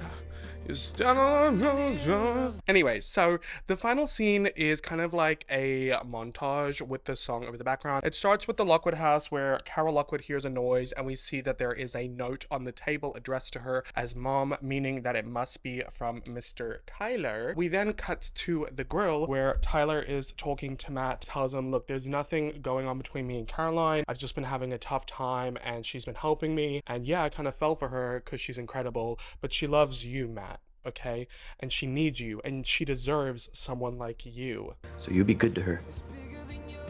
Okay? Yeah, man. And then at Caroline's house, she hears a noise at the front door, but when she goes there, there's no one there, and we see that Tyler is hiding there. So it's like he wanted to like speak to her, but he didn't. And he leaves and gets in a car with Jules and says that he can't stay here anymore, not like this, and tells her that he'll go with her, but she has to promise no more lies. And they both leave town. Thank God. Honestly, I'm so over the werewolf shenanigans. It's just too much. There was like, I think the only episode that I liked with the werewolf shenanigans, the episode where Tyler has his first transformation. That was a good episode, but besides that, the werewolf stuff in the show, ugh, it has its ups and downs, but it's been rough recently. I'm glad that we don't have to deal with most of it anymore. But anyway, getting into our final episode for this video, which is episode 15, titled The Dinner Party. Now, I love a TV show episode centered around a messy dinner party with multiple characters, with lots of drama and lies and deceit and hidden agendas. So this is gonna be fun. And we're still at the lake house with this episode. It begins with Elena there reading one of her ancestor Jonathan Gilbert's journals, chronicling the events after the vampire roundup around 1864 Mystic Falls, where all the vampires were burned in the church, and they're all chill, calm, thinking that there's no vampires around. And we go to the flashback where Jonathan Gilbert is having dinner with two of his friends, and they hear a noise outside. One of them goes to check it out, and he's like, I'll go check after him, don't worry, gonorrhea. Gonorrhea, sorry. I think the woman's name in the scene is Honoria, not gonorrhea. He's like, don't worry, there's no vampires, okay? And he goes outside and wants to prove it to the guy out there looking, and he pulls out his magic compass from season 1 that points out if there's a vampire around you, and it's still, but then all of a sudden it starts flashing, going all crazy, and Jonathan Gilbert's looking around. And when he turns around, his friend has disappeared, but then he flies from the sky dead, and then the woman runs out, and he's like, no, go back inside, and then she gets attacked by the vampire, and then we hear his narration, which is what Elena's reading in the journal. I saw the vampire who killed me. I recognized him. It was Stefan Salvatore. So obviously the reason he was able to still write this in his journal is because he had his magic ring that Stefan wasn't aware of. Okay, we're back out of the flashback in present day, and Stefan is on the dock skipping stones on the lake, and he gets a phone call from Damon informing him how he has heard from Sheriff Forbes, who heard from a devastated Carol Lockwood that Tyler Lockwood ran away from home, thus, in Damon's words, ending their werewolf chapter and bringing them to their next, which is killing Elijah. And Damon's pretty confident with his dagger plan, but Stefan's not too convinced it's going to be that easy, considering that Elijah is an original. So over in the woods, Elijah is still cosplaying as a historian, and like he's writing a book with his fake American accent. He's with Jenna because she's been giving him a tour of the town so he can gather more research for his book. And we learn from him that the founding families never actually found anything in Mystic Falls because the Salem witches were already living in Mystic Falls by the time they showed up. They've been talking a lot about the Salem witches these past couple episodes. I really wish that we got some Salem witches flashbacks. And while Elijah's with Jenna, Rick shows up and she goes to get something from the car, and then Rick reminds Elijah that Jenna is on Elena's list of loved ones, so he better not try any funny business. So Jeremy comes to the girl to have a chat with Bonnie, who says that she's been thinking about last night, and it's clear that Jeremy thinks that she's talking about the kiss, but then she says, yeah, you know, that spell, it was just so draining, I really need to practice. And he's like, oh, okay, well, how about we practice tonight? And she's like, yeah, sure. Then Luca shows up and is like, what happened yesterday? I was playing pool with you, and then all of a sudden I don't remember anything, and then I woke up in a bathroom stall. Sorry, Luca, but everything seemed normal yesterday. I think you're lying. And I think you need to back off. Okay. So back at the lake house, Stefan goes inside and Elena asks if he's still mad at her. They argue a little bit. She shows him the journal and asks him about it, and he says that that was a darker time in his life. Him and Damon were both really angry at the founding families and wanted revenge for what they did to Catherine. He then talks about how he was a monster back then, but how he wants her to know the truth, but from him. We cut to a flashback with a narration of Stefan saying that the weeks after he became a vampire, he relished in it, and we see him feeding on a bunch of women who he has compelled, and it's really disturbing. Who wants to die next? Me, I'm next. Me? You promised me. He gets interrupted from his buffet when Damon shows up, and he seems to be really disgusted in Stefan's debauchery and sloppiness considering the whole town is after them, and he compels all the women to forget everything and leave, and he says that he's done with Stefan and he's leaving town. It's a really interesting role reversal, actually. Damon, don't be like this. I'm just having some fun. Staying alive is more fun, Stefan. We have to be more careful than this, more clever, like Catherine was. Look where that got her. And Stefan's narration brings us back to the present, where he says he was himself back then, filled with guilt for killing his father and forcing Damon to turn, so he turned off his humanity. So there you go, turning off the humanity switch is a literal thing. And Elena says he sounds like he was like Damon, and he's like, I was a lot worse. And boy oh boy was he. So over at the girl, Rick is having lunch with Damon and Andy, talking about Elijah and Jenna. She's been compelled not to divulge my secret, haven't you? My lips are sealed. This is too weird. And Damon feels like this Elijah-Jenna situation could be an opportunity. So when Elijah and Jenna actually come into the grill, he's like, we should all get together. And Andy's like, yeah, let's throw a dinner party. And Damon's like, all right, cool, I'll host. Here we go. So over in the tomb, Catherine is fully desiccated. She's all gray and gross. So Damon feeds her some blood to wake her up and bring her back to life. Remember, Damon can now go in, any vampire can, because the veil is down. Catherine's just stuck in there because of Elijah's compulsion. So he's brought Catherine some clothes and informs her about John being in town. She acts surprised, even though we know that she knows. And he's talking to her about how John knows how to kill an original, but Catherine doesn't want to give him any answers because she says if Elijah dies, he compelled her, so then she's going to be stuck in the tomb forever. And Catherine doesn't think he can kill him anyways, but Damon's like, oh, I so can, because I have the dagger and the white oak ash. Catherine freaks out and tells Damon not to kill Elijah, or at least get her out first so that she'll help him with anything, help him protect Elena, find Klaus, whatever. And he's like, oh, okay, well, thanks for confirming that it will kill an original. And he isn't bothered and just leaves to go through with his plan. Guess who's coming to dinner? So back in the lake house, Stefan is telling Elena about his bloodlust back in the day, and she asks how he got away with killing so many people, and he says there was a war back then, so there was an endless blood supply. We cut back to a flashback of Stefan feeding on sick, injured, and dying people during the war. It's really disturbing and savage. He gets distracted though when he sees a cloaked woman walking, and he follows her into the forest, and he tries to attack her from behind, but then she pins him down, takes down her hood and flashes her fangs, and it's his bestie Lexi. What kind of an idiot are you? Ooh, and this is how they actually met. And he says that Lexi, back then known as Alexia Branson, came to Mystic Falls because she heard it was a good place for vampires, but that was pre-vampire church birdification. So then we come back to the flashback, and Stefan is letting Lexi stay with him. She goes into the house and is like, oh, you know, well, beggars can't be choosers considering nightfall's about to happen, because remember, she never had a magic ring. But when she goes inside, she sees all the dead women, and she's like, oh god, you're a ripper. we're gonna have to change that. And in present day, after talking about Lexi with Elena, Stefan's getting emotional because remember, Damon killed her in season 1. For the Salvatore house with our dinner party, Andy is setting up the table with Jenna and she asks her how things are with the Lark. She says that things are good and she likes him, but she can't shake the feeling that he's hiding something from her. And she also has John whispering in her ear, but she doesn't believe him anyway. And he's like, well, there you go. Trust is everything in a relationship. That's why I'm so happy with Damon, because he tells me everything.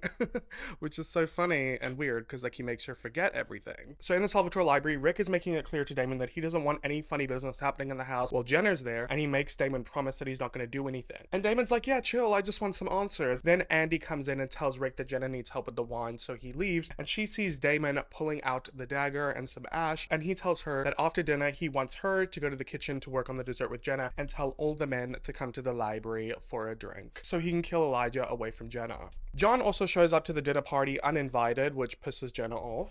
Who invited him? So over at the Gilbert house, Bonnie has arrived to see that Jeremy has set up a bunch of candles and a little picnic in the living room, and she's like, oh, okay, is this a date? And he's like, oh yeah, sort of. And she's like, you know, Jeremy, I just can't move forward with anything until I talk to Elena first. And he's like, oh, do I need her permission? She's like, no, but like she's my best friend, I just want to make sure she's all good with it. And he's like, okay, it's fine, we'll just hang out, practice some spells. So Elijah arrives to the Salvatore house for the dinner party and tells Damon that if he has any dishonorable intentions for the evening, then he should reconsider, because if he tries to cross him, then he'll kill him and everyone in this house. Okay, and then he sees Jenna, puts on his American accent. Be clear.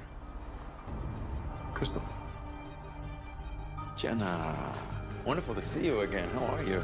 So a bit of time has passed and the dinner party is in full swing. They're talking about the founding families and the Salem witches again, and Damon asks Elijah why he is so curious about the location of the alleged witch massacres, and he just plays it off as historical curiosity, but it's clear he's got other plans. So yeah, I don't think I mentioned it earlier, but when Jenna was giving Elijah a tour of the town, he did bring up wanting to see that massacre location for the Salem witches. He's really on a mission, and that's kind of why he's involved with Jenna in the first place, because it has seemed kind of random up until this point. I'm not sure why he couldn't have just asked his witches who work with him to do some sort of spell to locate it. Seems like it would have been easier, but I digress. So back in the lake house, Elena is still reading Jonathan Gilbert's journals, and she says that he researched the originals. Stefan joins her as she reads the page, and the journal says that wood from the one tree alone, an ancient white oak, would bring death to an original vampire. But when the tree was burned, all hope was lost. But the ash from the tree was saved, and witches forged the dagger to which the oak could be bonded. And if this whole oak tree situation at this point seems a little bit like out of the blue, we will learn about its origins in season 3. It's a really good story, actually. But anyway, Elena wonders if this dagger is actually real. Stefan confirms it is, that John gave it to Damon. And she goes on reading, and the journal says that the dagger must be brandished by humans alone, for it will bring death to all demons who wield it. Stefan goes to call Damon, and Elena asks why, and he realizes that John is trying to get Damon killed. And he keeps trying to call Damon, but he's not answering. So back at the party, the dinner is over. Andy follows Damon's instructions, sends the men to the library for a drink, and wants to go to the kitchen with Jenna for the dessert. But Rick stops Jenna and tries to talk to her, and she's being all weird and doesn't want to talk to him and leaves. And then John shows up and is taunting him. They tussle. John says, remember, I want my ring back. And then Rick gets a phone call from Stefan. So over in the library, Damon is pouring drinks for him and Elijah, and he says to him a line that is really interesting because it references my chapter title for this video, which I actually came up with before I watched this episode, which was The Chronicles of Mystic Falls, the vampires, the witches, and the werewolves. So Damon says, in addition to the Moonstone, Doppelganger, the Lion, the Witch in the Wardrobe,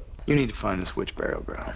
We love a tie-in, okay? And Elijah doesn't want to talk to him about it, but also feels emboldened enough to ask him if he knows where it is. Damon's like, maybe I do. And then he goes on talking about the books in the library, and we see that Damon is grabbing the dagger, but then Rick shows up with Andy to tell Elijah that dessert is ready, so Elijah and Andy leave. And Damon's pissed at Rick for ruining his plan, but Rick's trying to keep him quiet, and he ends up writing down on a note, the dagger will kill you, because remember, they can't talk because of Elijah's super vampiring. So Jenna's still making dessert while the rest of the gang is sitting at the table. Damon is like taunting or like making fun of John for being Elena's uncle slash father, like, I don't know, just like roasting him a bit to Elijah. And then John changes the subject and is like to Elijah, so how exactly do you plan on killing Klaus? And things are getting a bit all over the place, so Elijah's like, gentlemen, let me make one thing clear, okay? I allow you to live because you keep Elena protected, and I let her live her life here as a courtesy. But if you start to become a liability, then I will take Elena with me and you will never see her again. Oh, okay. Oh, it's actually pretty generous when you think about what most villains would do. But anyway, Andy comes back to the table to start asking Elijah some questions because she's a journalist. And while he's talking to her distracted, Rick comes up from behind him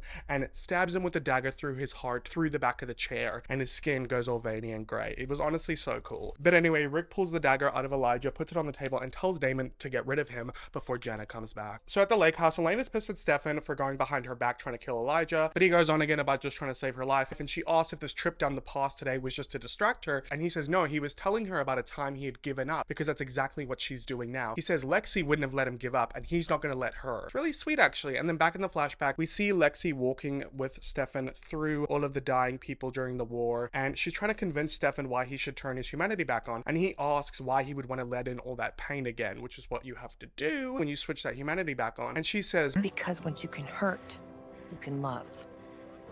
Love, Stefan, that's the point.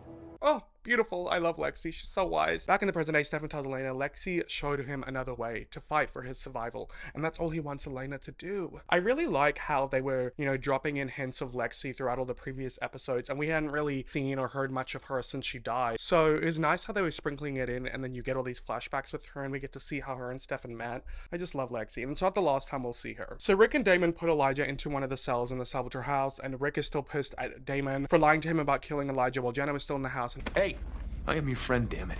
And you don't have any friends. So no more lying. True tea right there. At the lake house, Stefan comes downstairs and tells Elena that Rick killed Elijah, and she's reading Jonathan Gilbert's journal again, which says that originals believed in honor. Yeah, okay. So it was forbidden for a vampire to kill another vampire, so the dagger would take the lives of both, and as long as the dagger stays in place, the original stays dead. So then Stefan freaks out. He calls Damon. We see Damon run into the cell, and Elijah's body is gone. Then Elijah arrives at Jonas's apartment and says, I need you to help me find Elena. Oh snap! The whole thing happened so quickly. So Bonnie's in the Gilbert house practicing her magic with Jeremy, and she's siphoning the fire from all the candles around her and has it in her hand. It's really cool, and Jeremy's curious about it, so she tells him she can channel magic from another witch, the moons, the elements, and he asks her if she can channel him, because I mean the human body is mainly made up of water. It's just basically a way of him being like, touch my body.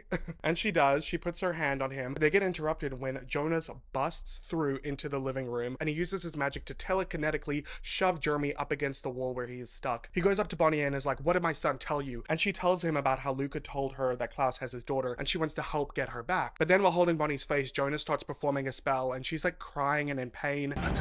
No. And he lets go over and says, if any harm comes to my son, you'll have to answer to me. And then he leaves. Jeremy falls to the ground and goes over to Bonnie to check on her and is asking her what happened. And Bonnie says,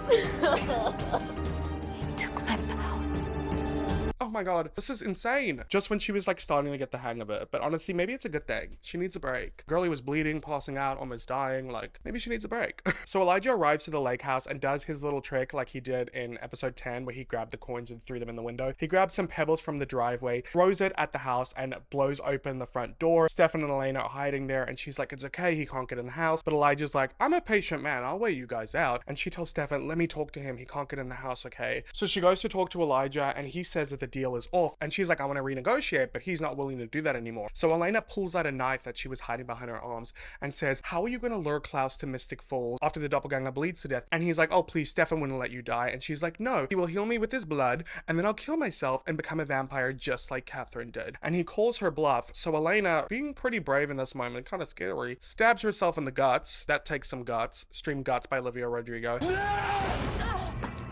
And Elijah vamp speeds but can't get past the barrier of the house and is like, please let me heal you. And she's like, promise me that you'll protect them. And he's like, okay fine, the deal's back on. And she's like, give me your word. And he gives her his word. She comes out the front door, falls into his arms so that he can heal her, or so he thinks, because then she shoves the dagger right into his heart. He falls to the ground all gray and veiny. Then Elena falls to the ground. Stefan vamps out, heals her with his blood, and then Damon comes out. Little tip, don't pull the dagger out. I just loved that plan because, like, as the viewer, we didn't know what was happening. We didn't know that Damon was back there or like that Elena had the dagger. I love it when they don't let the viewer know what's gonna happen because it's so surprising. It was a really good plan. So back at the Gilbert house, Rick apologizes to Jenna for that messy night, and then she asks him what really happened to Isabel, and he won't tell her, and she asks if he's being honest with her, and he's like, look around everybody, on mute. That was an answer. And then she cries and leaves, and then John comes out like, That was awkward. John tells Rick that he's happy to clear this all up with Jenna if he just gives him his goddamn ring back. So Rick finally does give him his ring back and says, well, you know what? After what you did to Damon, I think you're gonna need it more than me. So our trio, Damon, Stefan, and Elena, put Elijah in the cell. As long as the dagger stays in him, he'll stay dead. So I did put an X in there. He's not like dead. He's just like having a long nap. They also grabbed the moonstone out of his pocket, so now they have that, keeping track of that goddamn stone. And Elena tells them, okay, fine, you want me to fight? I will, but you can't keep anything from me anymore, which is kind of hypocritical because like she's kept stuff from them. They all keep stuff from each other, whatever. Anyway, she tells them that from now on, they're doing things her way, and they agree, and she leaves. Damon then asks Stefan how he got through to Elena and made her change her attitude, and he's like, oh, you know, telling her a story about finding a better way, about not giving up, a story about my best friend Lexi. Yeah. You remember? Yeah, Damon's feeling a bit guilty. He's like, God, probably shouldn't have killed her. And I do have to say that out of all the people Damon has killed, that's one of the deaths I just can't forgive. I just can't forgive him for ever killing Lexi. Can you guys imagine how fun the show would have been if Stefan had his bestie? I mean, like, I know he has Caroline, but like, it's just not the same because like, there's like flirty vibes, whereas like him and Lexi, they're just besties for the resties. But anyways, we cut to a flashback of Damon leaving that house he was living in with Stefan back in 1864 Mystic Falls, and he gets stopped by Lexi. They have a little convo, but worthy of note is she says to him that all the hate that he's feeling towards Stefan and everyone, you think you have it under control, but you don't, and it will get the best of you. And boy, oh boy, was she right. But anyway, back to present day, we get one of my favorite scenes of season 2, you guys. So Damon goes into his room and he hears the shower running, thinking that it's Andy, but he's like, what, you left? So he goes in the bathroom and he sees Catherine in his shower. She steps out, she's naked, so hot. Hello, Damon. Hey, do you have a robe? He asks her how she got out, and she says that she knew that if she begged him not to kill Elijah, then that's exactly what he would do. Fun fact, originals can compel other vampires, but when they die, that compulsion wears off. And he's like, and you knew that all along? And she's like, well, yes, but I'm still here. I didn't run, and I meant what I said, Damon. I'm gonna help you. So, how about that robe?